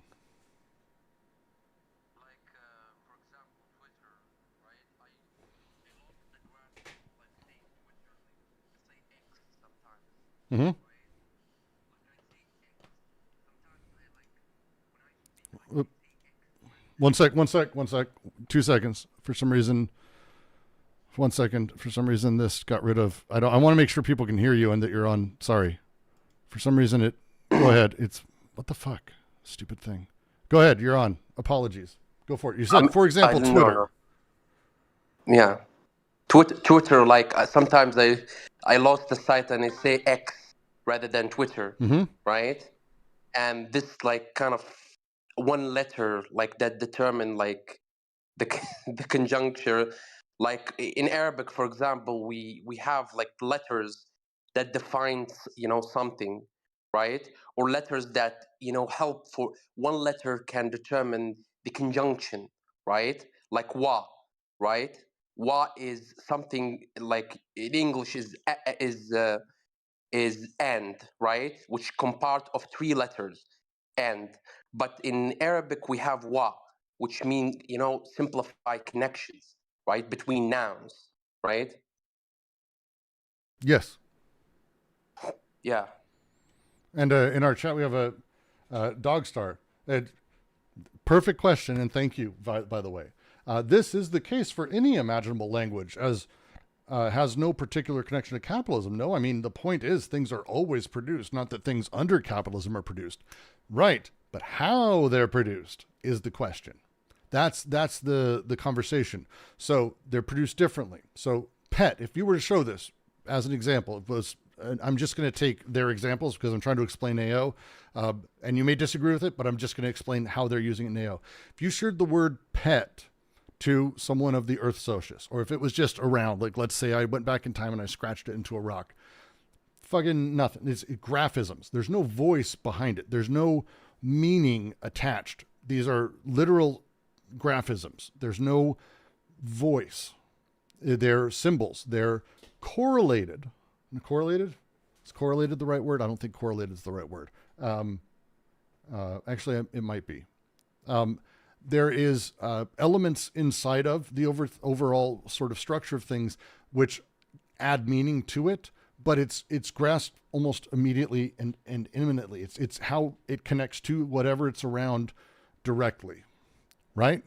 So if you see the letters P, E, and T, they don't see them as letters. They would just grasp them by what they're around and try to ascertain their meaning from that.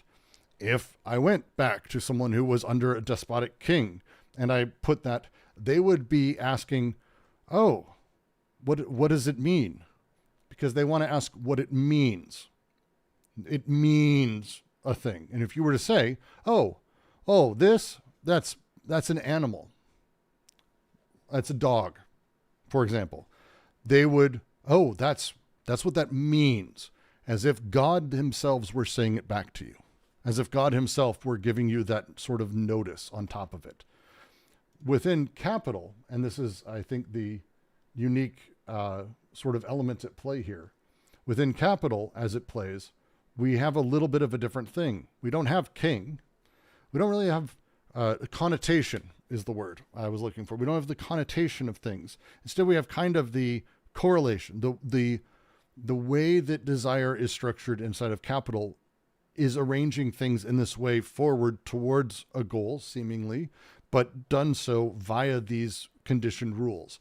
So yes, production always happens. And for every language, it's always happening, but not exactly like this. To presume that our version of how we are digesting language today is to presume that people didn't have different subjectivities under varying forms of production. Capitalist production is unique in comparison to a king barking orders and a God on high saying X, Y, or Z. Seeing God say a thing, if God came to you and said, hey, by the way, that means dog. Fucking cats, never. You'd be like, oh shit. And you might question it, but you wouldn't go, God, pet, that means dog, because God said so. That's it. There's no authority over God or king or whatever, queen or whatever, whoever that despot is. There's no one above that. So it's a different way of talking about how production happens and under capitalism, how it operates. If that makes sense.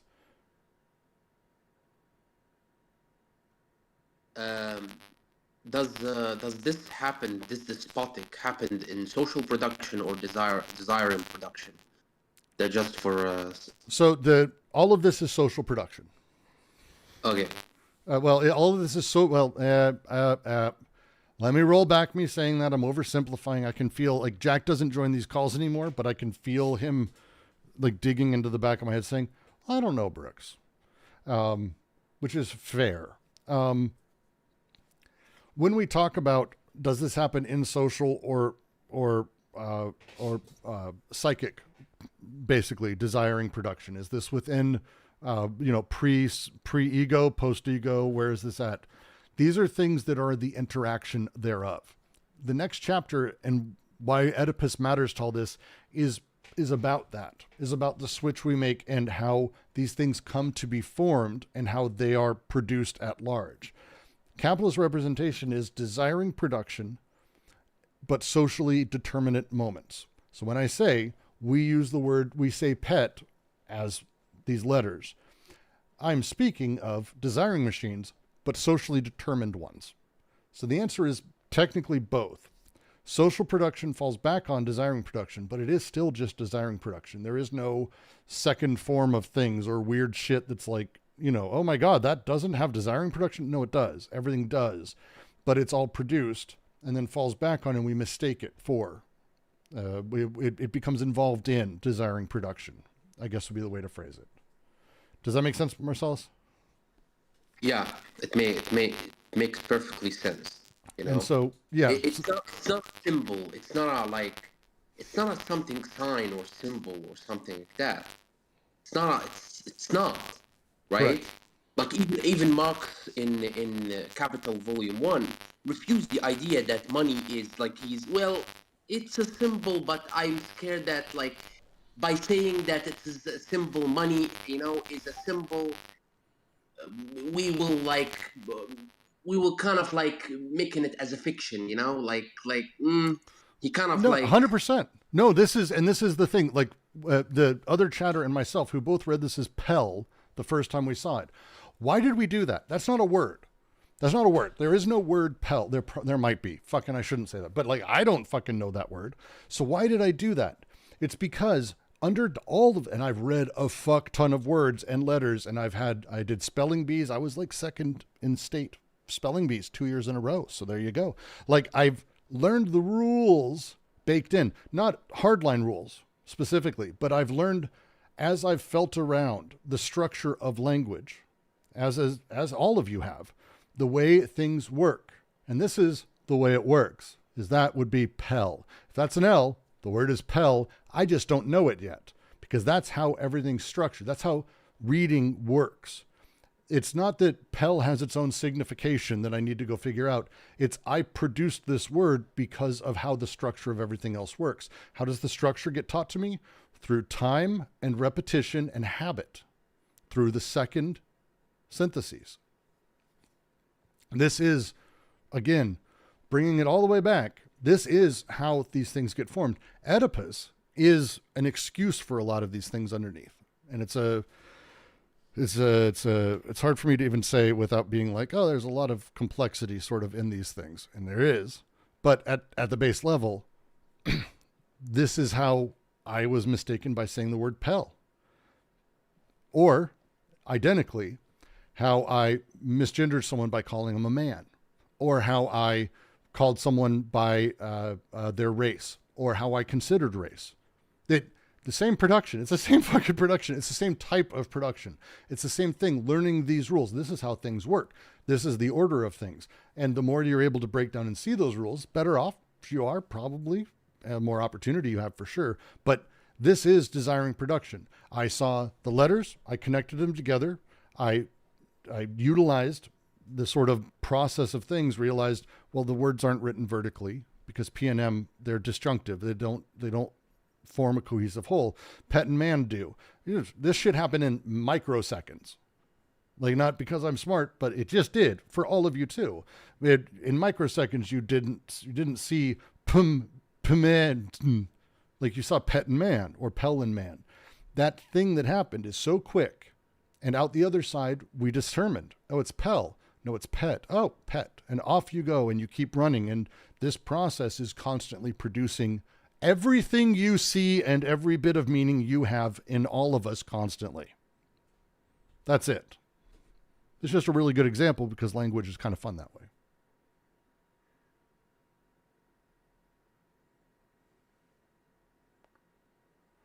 I'm going to quote from Noah because Noah is quoting the line I was going to quote.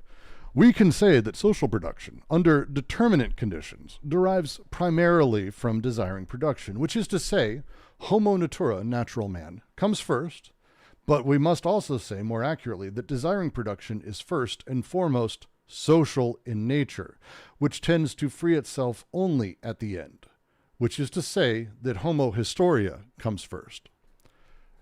That's not confusing at all, but that's the accurate way to basically rephrase what I was saying. So homo natura comes first in one sense. In another sense, homo historia comes first. But this is that setup. The way that we read, there's no difference. The way I read and understand what I'm reading is based on that. The way all of you read, and by the way, the reason everything is happening in our fucking world is the same process. It's all various types of repression and layers in of how things are, or how I've learned to do things, or how all of us have learned, that are causing this type of reaction. No one chose to read it as Pell. So if I were to go, hey, Envix, you stupid fucking moron, you said it was Pell, you stupid. Why would you make that mistake? That'd be awful of me. Be terrible. I didn't choose to have that. That's fucking insane. I made the same mistake even. But it's not stupidity. This is the way it works. You wanted to conform to Brooks's reality so you could understand the lecture. Fair. Because I'm the despot, I think would be the next line of that joke. But these are produced. The language is produced. And it's through all these tiny pieces. P-E-T-M-A-N. But even more than that. Break it down even further. Because Yamslev does it by language. And does it by letters and the rules of how language is structured and how it's set up. But these rules he puts in, and it's really interesting, they're not like crazy hard and fast. They're more like actually mathematical rules. Again, he's trying to build like an algebra of linguistics. And mathematical rules, as much as we have proofs, rules in mathematics are kind of, they're fuzzy hard lines, which is probably a weird way to put it. But it's all science. All science is basically, this is what we know. This is the thing. Oh, we have certainty of this until we see otherwise. And that's kind of what Yamslev is doing. So these aren't hard and fast rules. These are rules that we add to, that we color, that we, through the production of all of these things. This is the process. It's quite literally what's happening here. Does that make sense to people, generally speaking? Because when we talk about capitalist representation, we're about to go into Oedipus next week. This is the thing to get. There's a lot of other facts inside of this section, but this is the big thing, is when we have production that is taking and starting from the parts and building the whole. If you go back and reread The Part and the Whole in Anti-Oedipus, Whole in its Parts, great section. This is the thing to be realizing, that the whole in its parts, we kind of see come together. We read it as pel or pet. You saw the word man. The process to get there is so automatized and so fucking in there. And by the way, you're doing it right now with every sound I'm making. You're doing it right now with every sound I'm making and every visual cue you have. Everything that you're taking in, it's the same process. You don't notice it. We don't have it broken down, but it is the same process that's constantly happening. The process of becoming, the process of making things, making meaning, generating meaning is constant. And we take it for granted. And it's just part of it. You read as I'm reading. You understand as I understand. Capital loves this, but it's from these small pieces. And these small pieces, these quantified elements of everything that everything has become, everything is working for them, which is weird because not everything is quantifiable in that way. Not everything is a single piece. There's partial objects. There's parts of things that are kind of unquantifiable.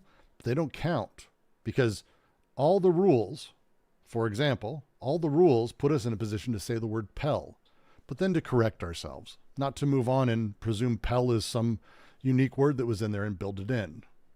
So Invik says there's a billion different sense-forming processes happening simultaneously to generate meaning.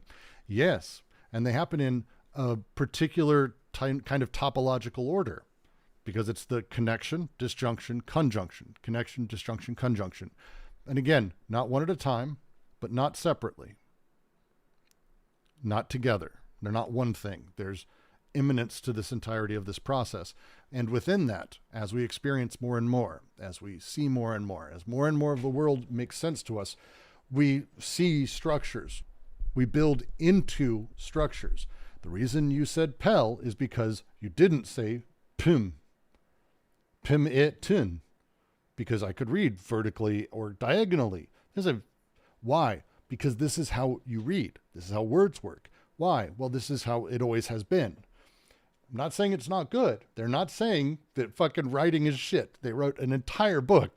Like they've written many books, but it's understanding the conditioned process that creates the meaning you're making as you do it. It's constant. It's always, and it's constantly, yes, iterative, but it's iterative within conditioned rails. To go back to the example we were talking about from Michel Serres on the Cloverleaf Highway. You, as you're driving from one direction, you can go, let's say I'm driving north. I can continue driving north. I could drive east, I can drive west, and I can drive south. I can't do anything else. That's it. But I wouldn't, why would I want to do anything else? Would drive through the fucking field? What are you, nuts, Brooks? That's the point. You wouldn't do anything else. You wouldn't. And there's actually some really fascinating, if you get a chance, we're actually going to do this because I'm going to make my goddamn point here. Let's see. Amazing. There's this great game called, oh my God, literally I was just talking about,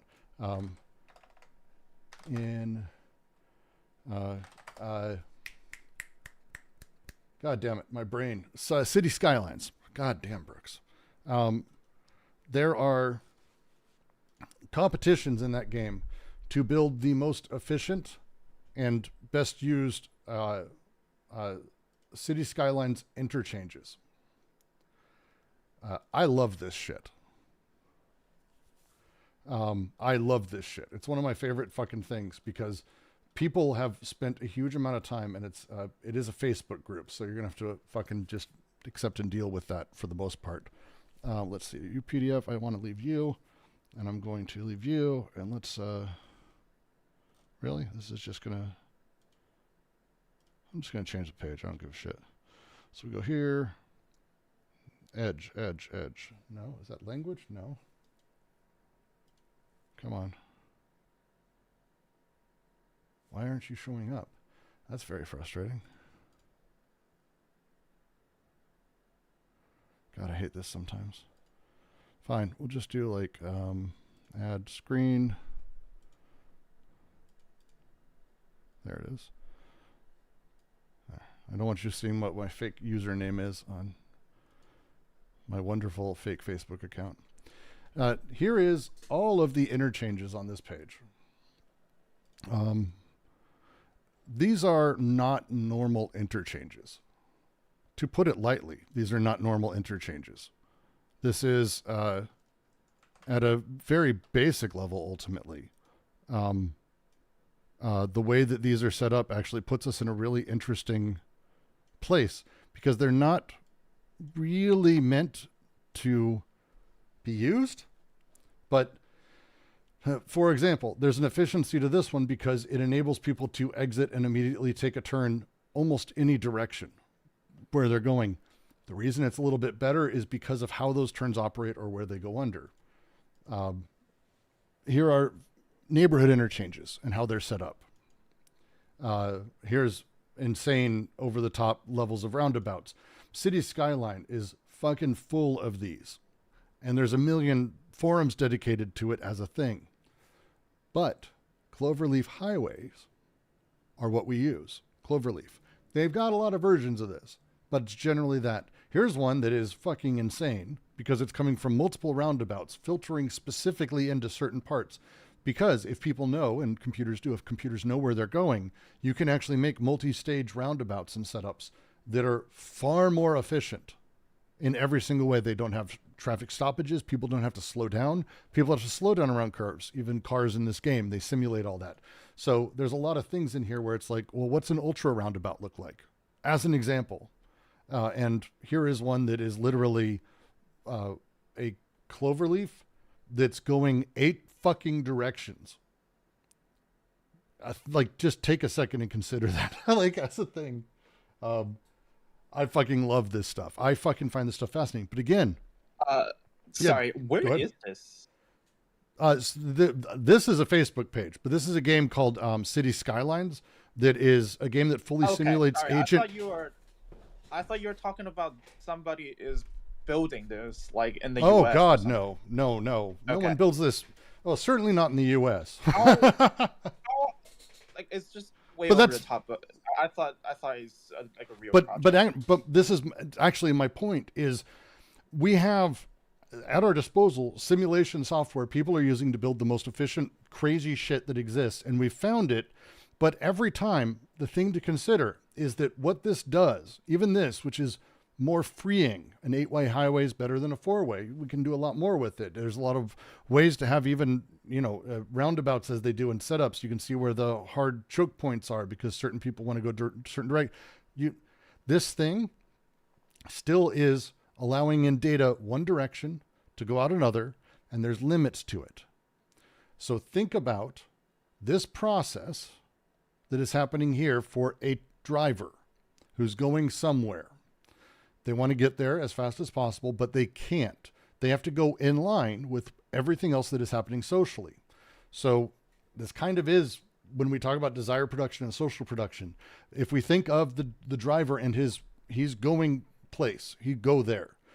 But that thing, he can't just go there. He's not going as the crow flies. He's not, in a fucking, 20-foot tall fucking Jeep with 600 fucking pound metal tires crushing everything in his fucking way as he goes. He's on a road.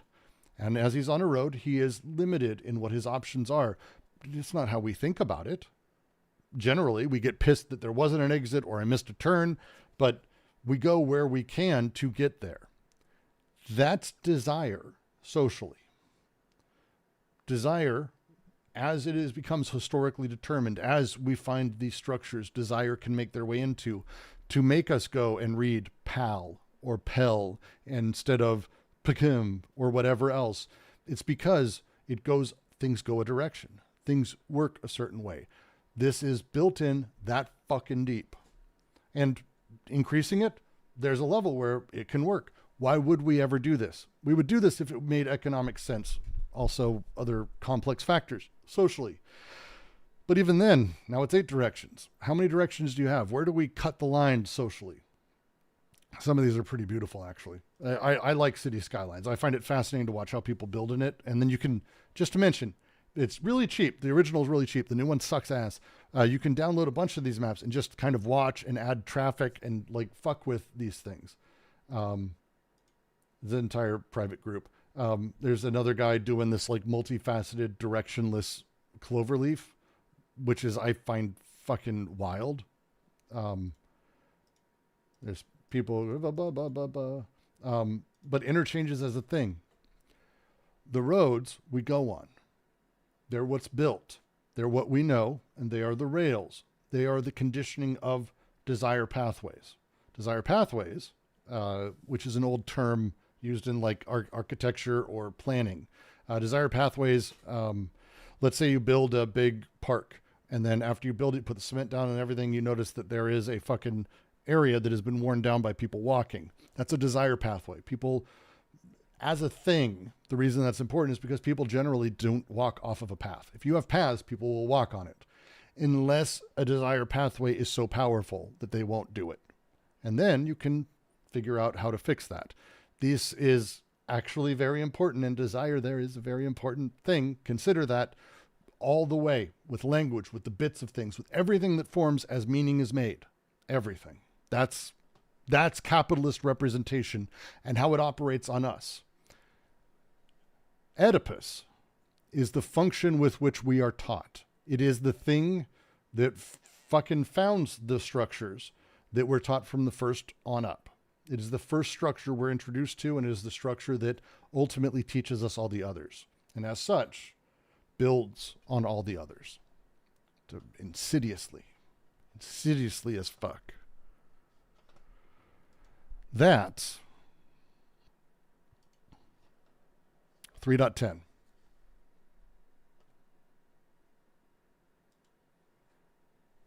That's 3.10. Does that mean that? Please. I heard somebody.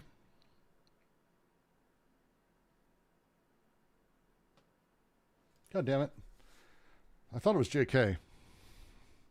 Yeah, it's me. Hey, JK. Does that mean that the Oedipus ultimately becomes isomorphic or correlative with the axiomatics of capitalism? I want to say yes. So it's a little more complex than that. There needs to be something in society that does this, that makes us axiomatized properly. And within capital, that function is the nuclear family. Now, whether or not it's the nuclear family forever or in the next steps of capital or as things sort of fall apart, that thing that's happening may be less so. But right now, the nuclear family as it works is basically the representative job of capital. That's your job is to, And I know I personalize this a lot, but I'm going to do that here because it's really tough when you're a parent. As a parent, the question is, how much rules do you place? How much structure do you give your children? Some parents give an exceptionally large amount of structure, like wildly large amount. I tend not to be in that place, but even if you were to be in the extreme, unschooling, no structure setup, your kids are in your house. They're obedient to some level of your rules. They're not setting fire to things. There is rules that get laid down. There's setups and structures that are put in. My daughter versus my son. With my daughter, for some reason, and it's a thing that's tough for me to break, I don't know why, I'm more gentle with. She's technically bigger than he was ever at any point, the same point in his lives, but I'm more gentle. I'm trying to fix that because I don't want to be that, but that's a thing. These things are baked in that's really tough to get around, and how your parents raise you and what your parents teach you is the thing. Isn't that kind of because they kind of want some sort of rules to really follow and some sort of rules to not really follow, but to actually rebel against? What puts them in the position of wanting that? I mean, that's just how I observe according to my studies of different cases. But no, I'll agree with you. But the question would be: Are you sure it's about the number of the rules, and more about the how these productions and consumptions being consistent with each other, and then they should find that within the family and then apply that to the larger society? That sounds more of like a... The rules are always consistent. This is no, they are. Okay. Necessarily. From the position of the child, the rules are always consistent.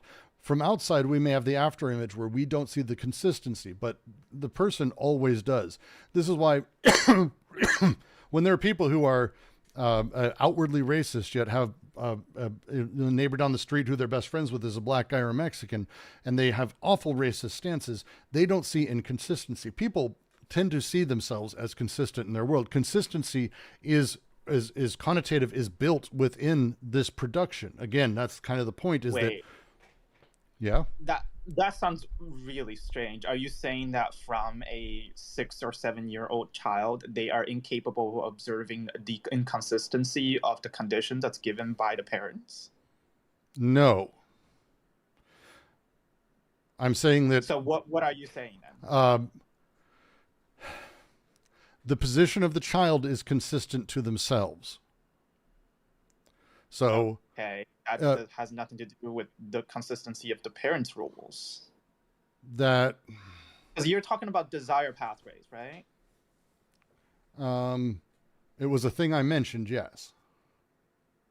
Okay, and you mentioned how the road was walked by different people and repeated in the same way. So that kind of consists of some sort of capitalistic desire pathway. I'm just saying that... No. Not necessarily Okay. The road, someone builds a path. People take that path because the path is there. Because generally speaking, it's easier. It's less confusing. The presumption of someone else doing a thing. Someone walked here. That thing is a thing that we are built to do. Follow in someone's footsteps, to learn from others. These are, again, things that we are taught very, very early, like pre 1 or 2 years old, things that are constantly put into us. Don't do that. Don't do that. Mom says this. No, stop that. Grabbing their arm, moving them away. Billions of interactions that sort of go into that. Okay. So what happens after this? What happens after what? As you said, at the really young 1 or 2 years old, then this continues. This continues, Okay. and the meaning Okay. production is still quite the same. They're built in inside of this very thing over time as their meaning generation system. And this system, the same one that said Pell. But if you say to me as a parent, you're like, well, I see pet, but I learned from Mom a million times that it's Pell, or because of various other things, I have the meaning generation that says pet and you say Pell, whatever it is. There may be conflict. I'm not saying that it's like you're going to always be obedient to your parents, but the very concept of obedience, the very concept of walking where there is a road versus not a road, is a thing that is taught, and it's taught very, very young. And as soon as these rails are in place, we drive where we go. We don't drive off the road suddenly out of nowhere in order to get away from traffic, these kinds of things.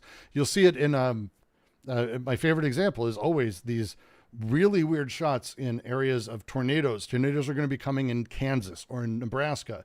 And you see these huge highways filled with people wall to wall. And yet there is like prairie desert next to them that has nothing in it, that literally trucks and cars could just drive, like go around, but they're going to sit in traffic. I think I know what you're talking about now.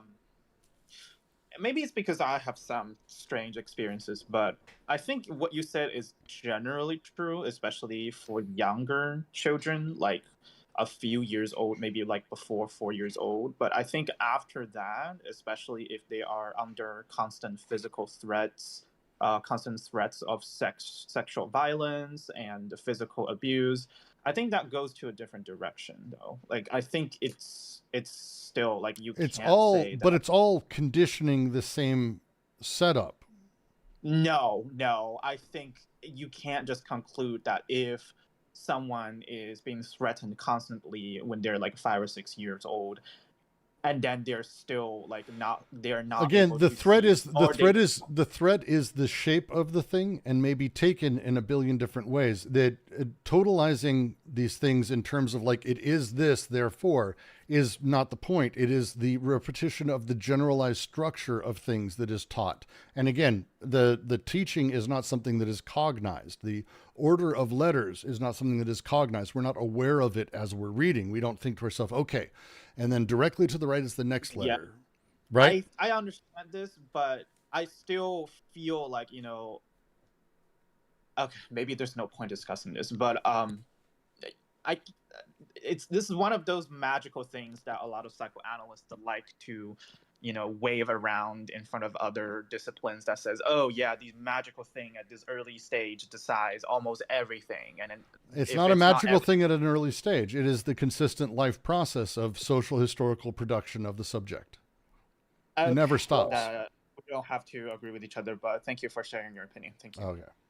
Hey, Brooks. I have a kind of a quick question. I think that you're explaining, the family as sort of, I don't know. I feel like D&G tend to be a little reductive on this point because it just seems to me that like the nuclear family as being, I don't know if you want to use the term like as an agent of social production. I've heard it kind of thrown around, but if the nuclear family like is an agent of social production under capitalism, to me it just doesn't make sense because the child is also in school or talking to parents' friends or friends of friends. So it seems to me that the family is not inherently what teaches an individual that their body is a laboring entity. It seems like there are other kind of facets that teach that kind of fact.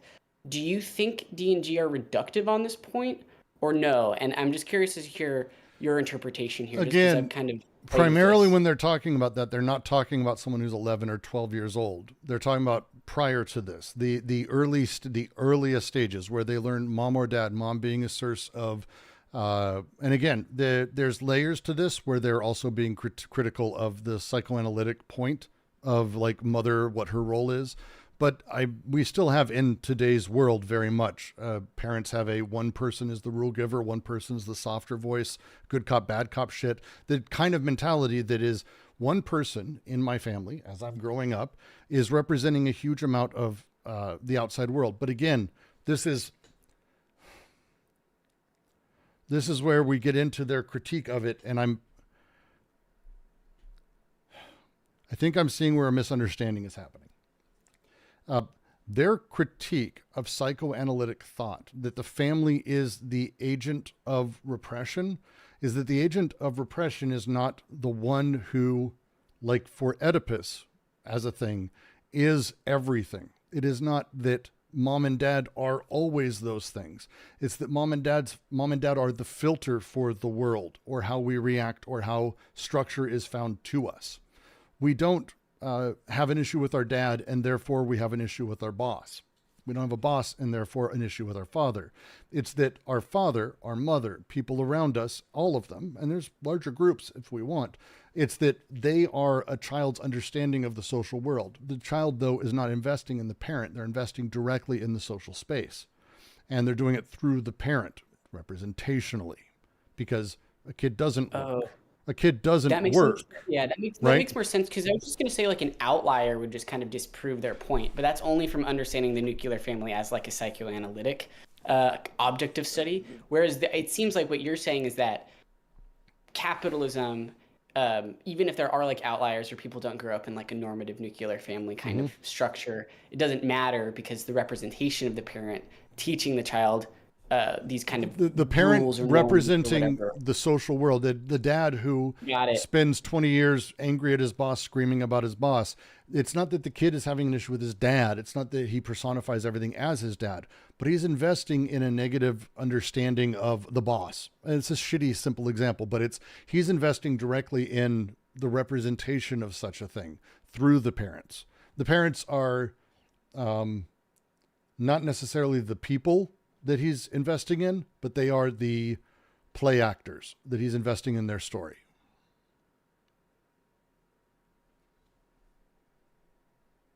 Does that make sense, Noah? No, I think that's completely spot on. I think I was misreading this section. Yeah, I think that really makes sense. Thank you. Dog starts. Their point is that it's unusually emphasized under capitalism, but their point is precisely it's not that their parents are the filter. I mean, their point is also the Freudian misreading is to over-evaluate the symbolically over-determine the developmental impact of the nuclear family. Yes, but there's also, they do go into, and this is one of the things, again, we're skipping a bit ahead and I'm oversimplifying some points because I've been going for 2 hours on capitalist representation. So my brain is dying. And we went to fucking Yelmslab, for God's sake. But in capital, the function of a closed, tight-knit group that is a family, and we are deeply atomized as families from other families. There are large families. These things exist, blah, blah, blah. You'll have an uncle, you have other people that are part of that. They're very aware of that. But capitalism is very focused on this representation of structure. Again, Oedipus is not the baseline of all repression. This is not really their point. It is an example they're using and sort of they're using it as a clever way to talk about this same distinction that is happening between Oedipus and its representation within people also is the same as all of everything that's happening and representation. This is their critique of representation. So when we talk about Oedipus, we talk about the direct shape of someone's relationship and the configuration in every single way that a child has with his parents. The dad is the lawgiver, the mom is the demure object of sex that's deferred until later. This thing that psychoanalysis does with Oedipus, bullshit across the board. But it's kind of a weird thing in the fact that we have, as a society, not only accepted this, but it has conditioned a huge number of people to having these things happen. And the Oedipus complex, functionally real. People have the Oedipus complex. They have the problems with sexually wanting their own. They're terrified of their father. These are real fucking things that people have had and have experienced. And this is a weird part of all of it, right? It's a very strange thing because where we end up with is... quick question. So I agree with what the previous person discussed with you. It's basically like there's something before, like, I don't know, prepubescent thing is a thing, and then there's something happens before that, and I think the critique is how this prepubescent thing is represented and understood. But are you sure that there's not saying that there should be different ways of representing? So sometimes it fits into the social production, sometimes it doesn't, and that's why capitalism favors the kind of so-called representation that generates more money. It's like no, it's like definitely not. It's a critique of overall representation, and a destruction of it is Deleuze's explicit goal. Guattari 2. 100%. critiques of what? The critique of representation is a goal of destroying it, because what representation does, and that's where I was kind of getting, is what it places an organized, axiomatized set of what a thing is, instead of allowing for the problematic of what a thing, its parts are that are producing it. So instead of For example, oh, you have an issue with your boss, instead of the problematic, which would be discussing all the different layers of that and talking through it in a schizoanalytic way, it's immediately presumed, oh, well, let's talk about how'd you grow up? Did your dad do a lot of things to you? Which is not the point. That it may be a factor, but it's not the thing. Not everything is this setup.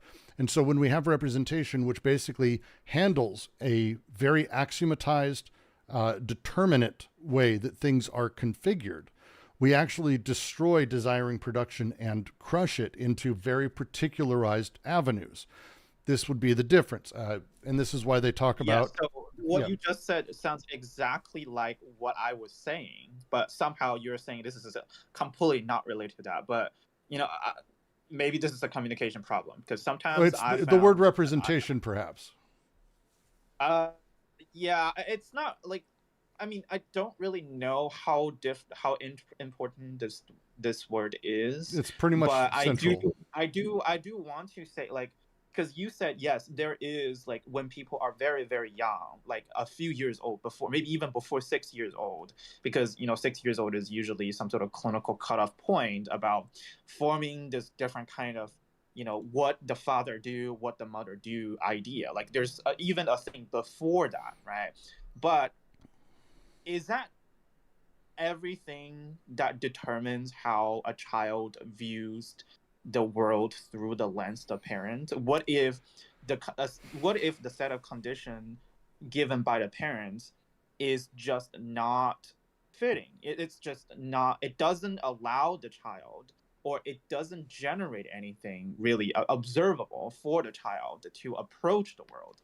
Because you can't just say that, oh, before this, then there will be this filter that is a priori that will just keep generating itself, and then the child will just follow this kind of filter without any kind of limitation, right? So because it's like saying there is this magical process that like it just happens. It's like a perpetual motion machine. It doesn't vary, or it will vary by itself. It doesn't vary according to the condition by the parents or the child. It just sounds like you're like looking at this strange river, or this alien river that's keep flowing around without any interference from reality.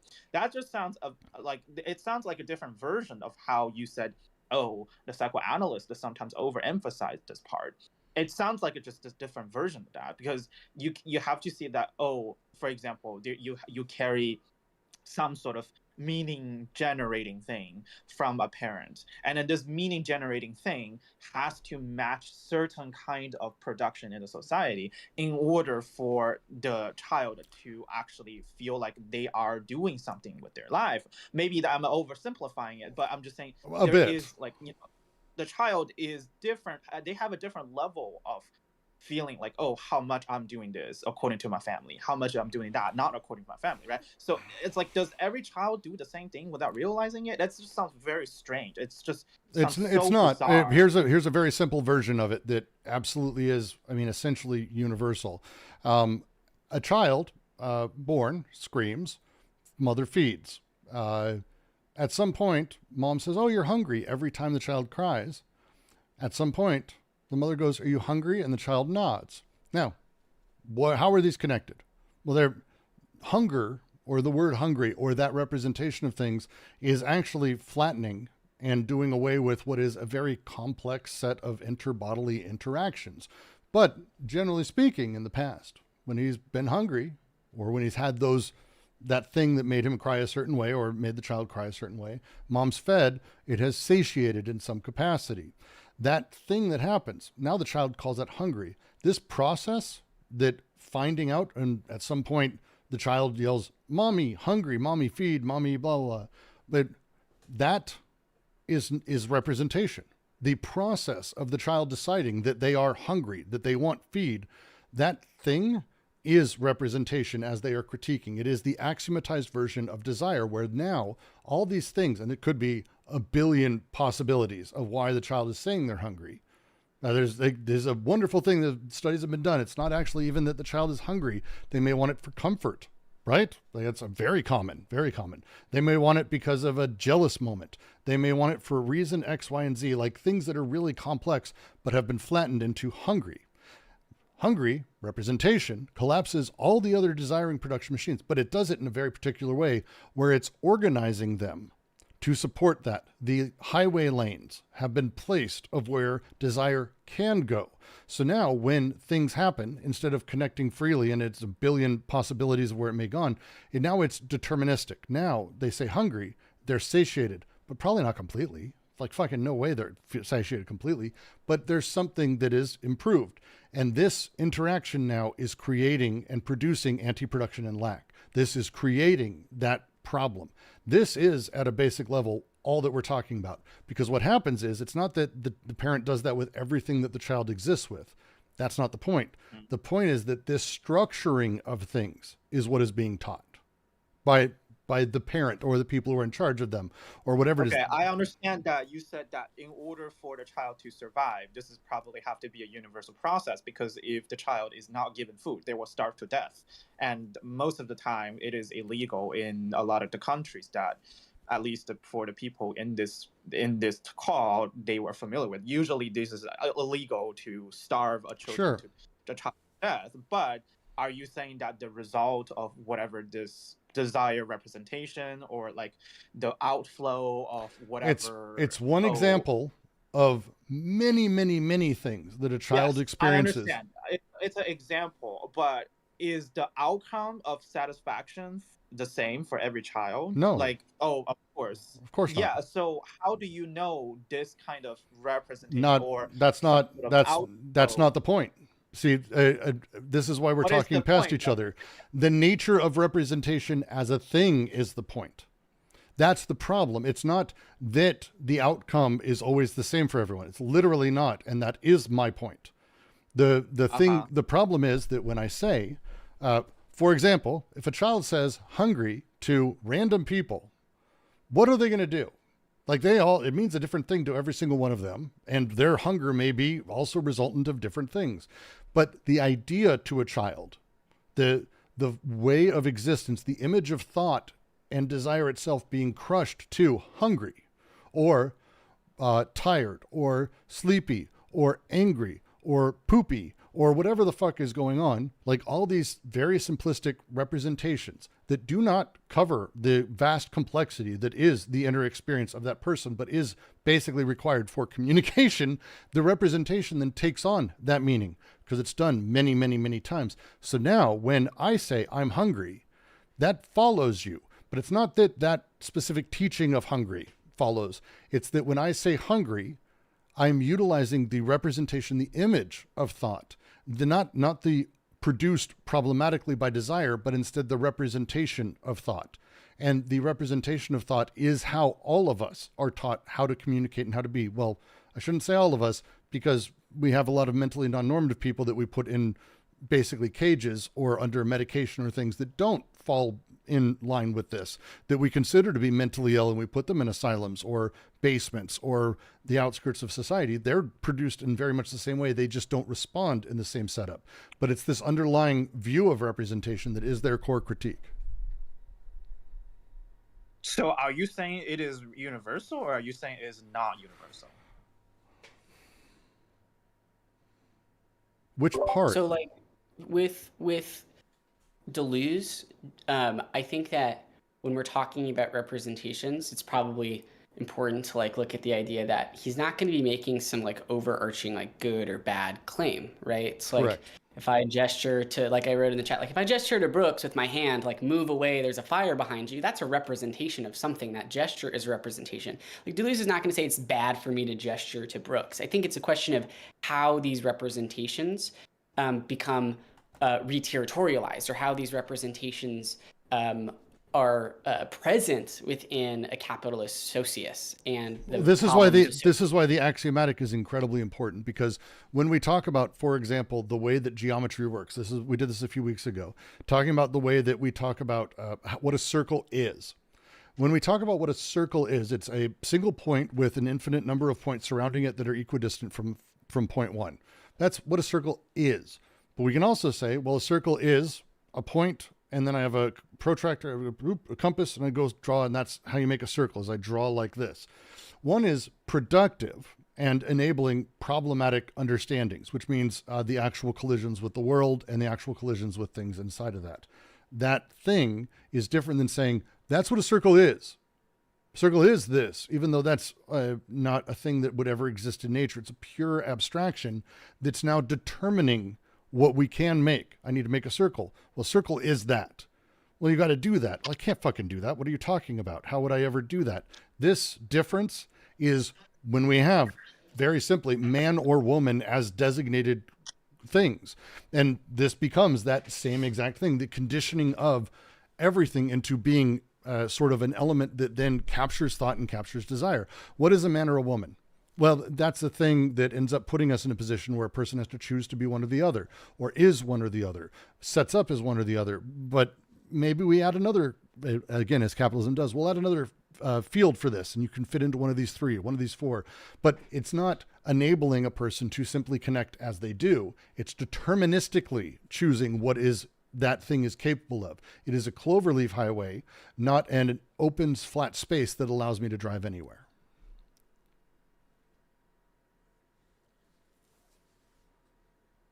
Dogstar says, to say Deleuze is criticizing X misinterprets methodological thrust. This is fair, which is concerned with creation. I wonder what his relation with the verb there's a wonderful book I've recommended a few times called The Critique of Pure, The Idea of Pure Critique, which takes Deleuze through Kant and really dives into what criticism versus critique is.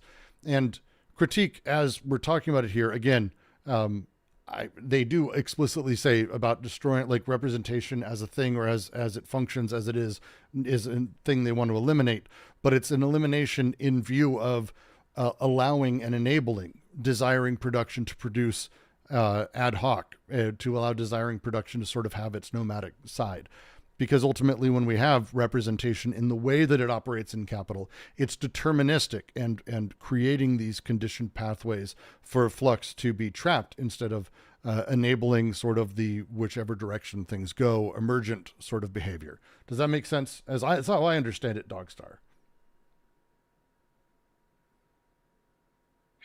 So are you saying that basically most people, like almost all people, went through that highway thing?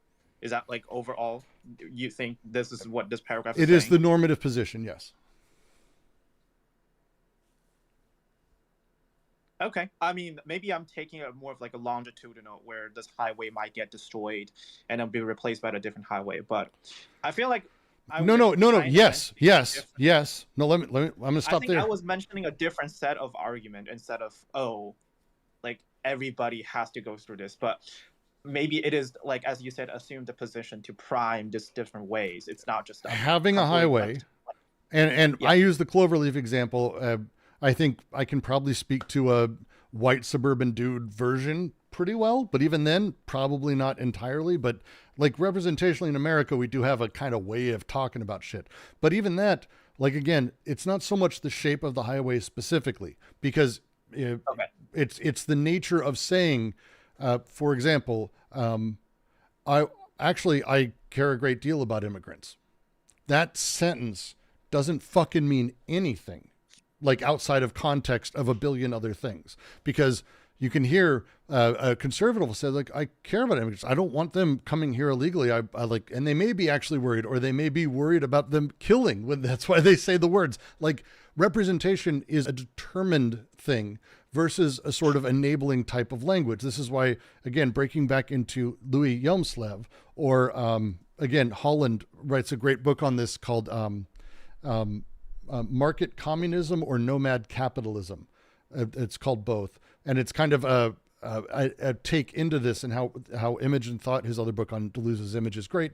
How the very idea of an image of thought that has highways, as I've been saying, or that has representation. Yeah, I think I understand. Yeah, I think I understand what you're saying now.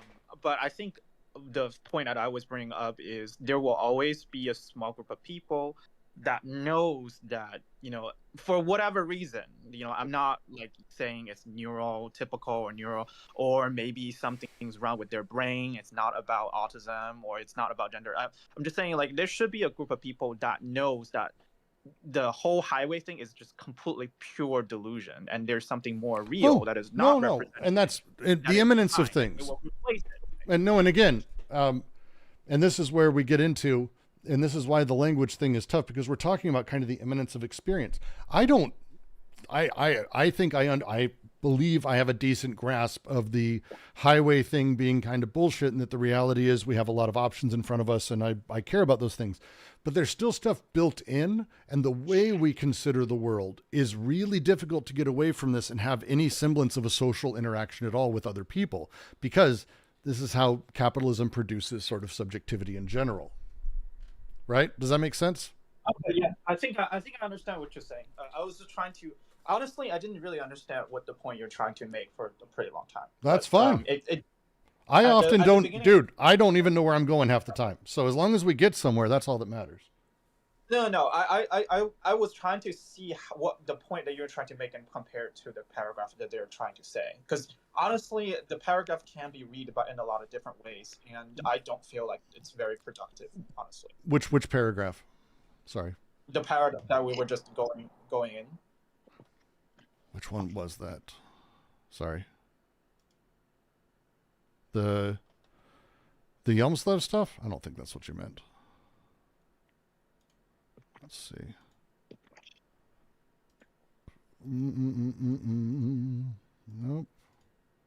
Nope.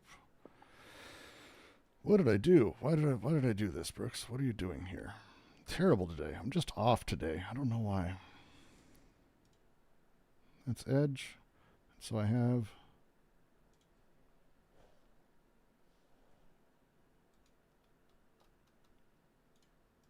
Where are we? Result of verse signified as signifier. Well, I mean, we're going over Yelmslev. It doesn't matter. It doesn't matter. I'm glad we got somewhere. That's kind of the point. So I hope,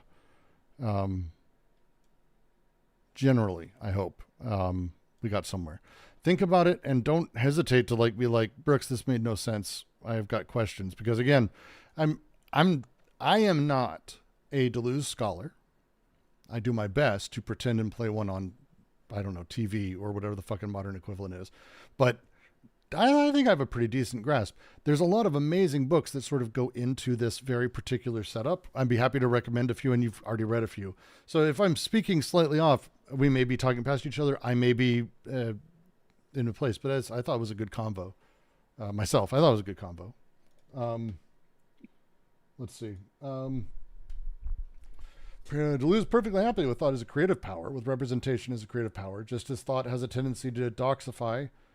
So this is where you get into, I think, the most fun part of Deleuze is actually what we can do with representation, because the critique is of representation as it operates.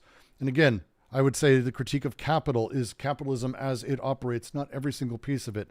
There's actually, to them, and I'd love to have a discussion if people see differently, but the idea of a marketplace of desire in some capacity, not maybe the current one, but this freeing of desire from determined codification, it's not an awful thing.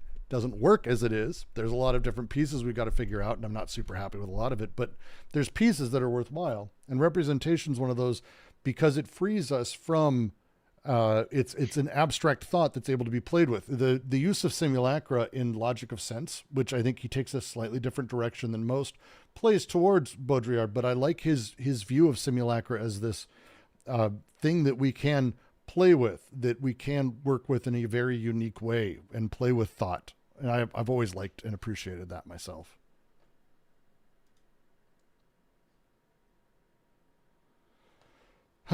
With that, I'm fried. That's a solid 2.5+ hours.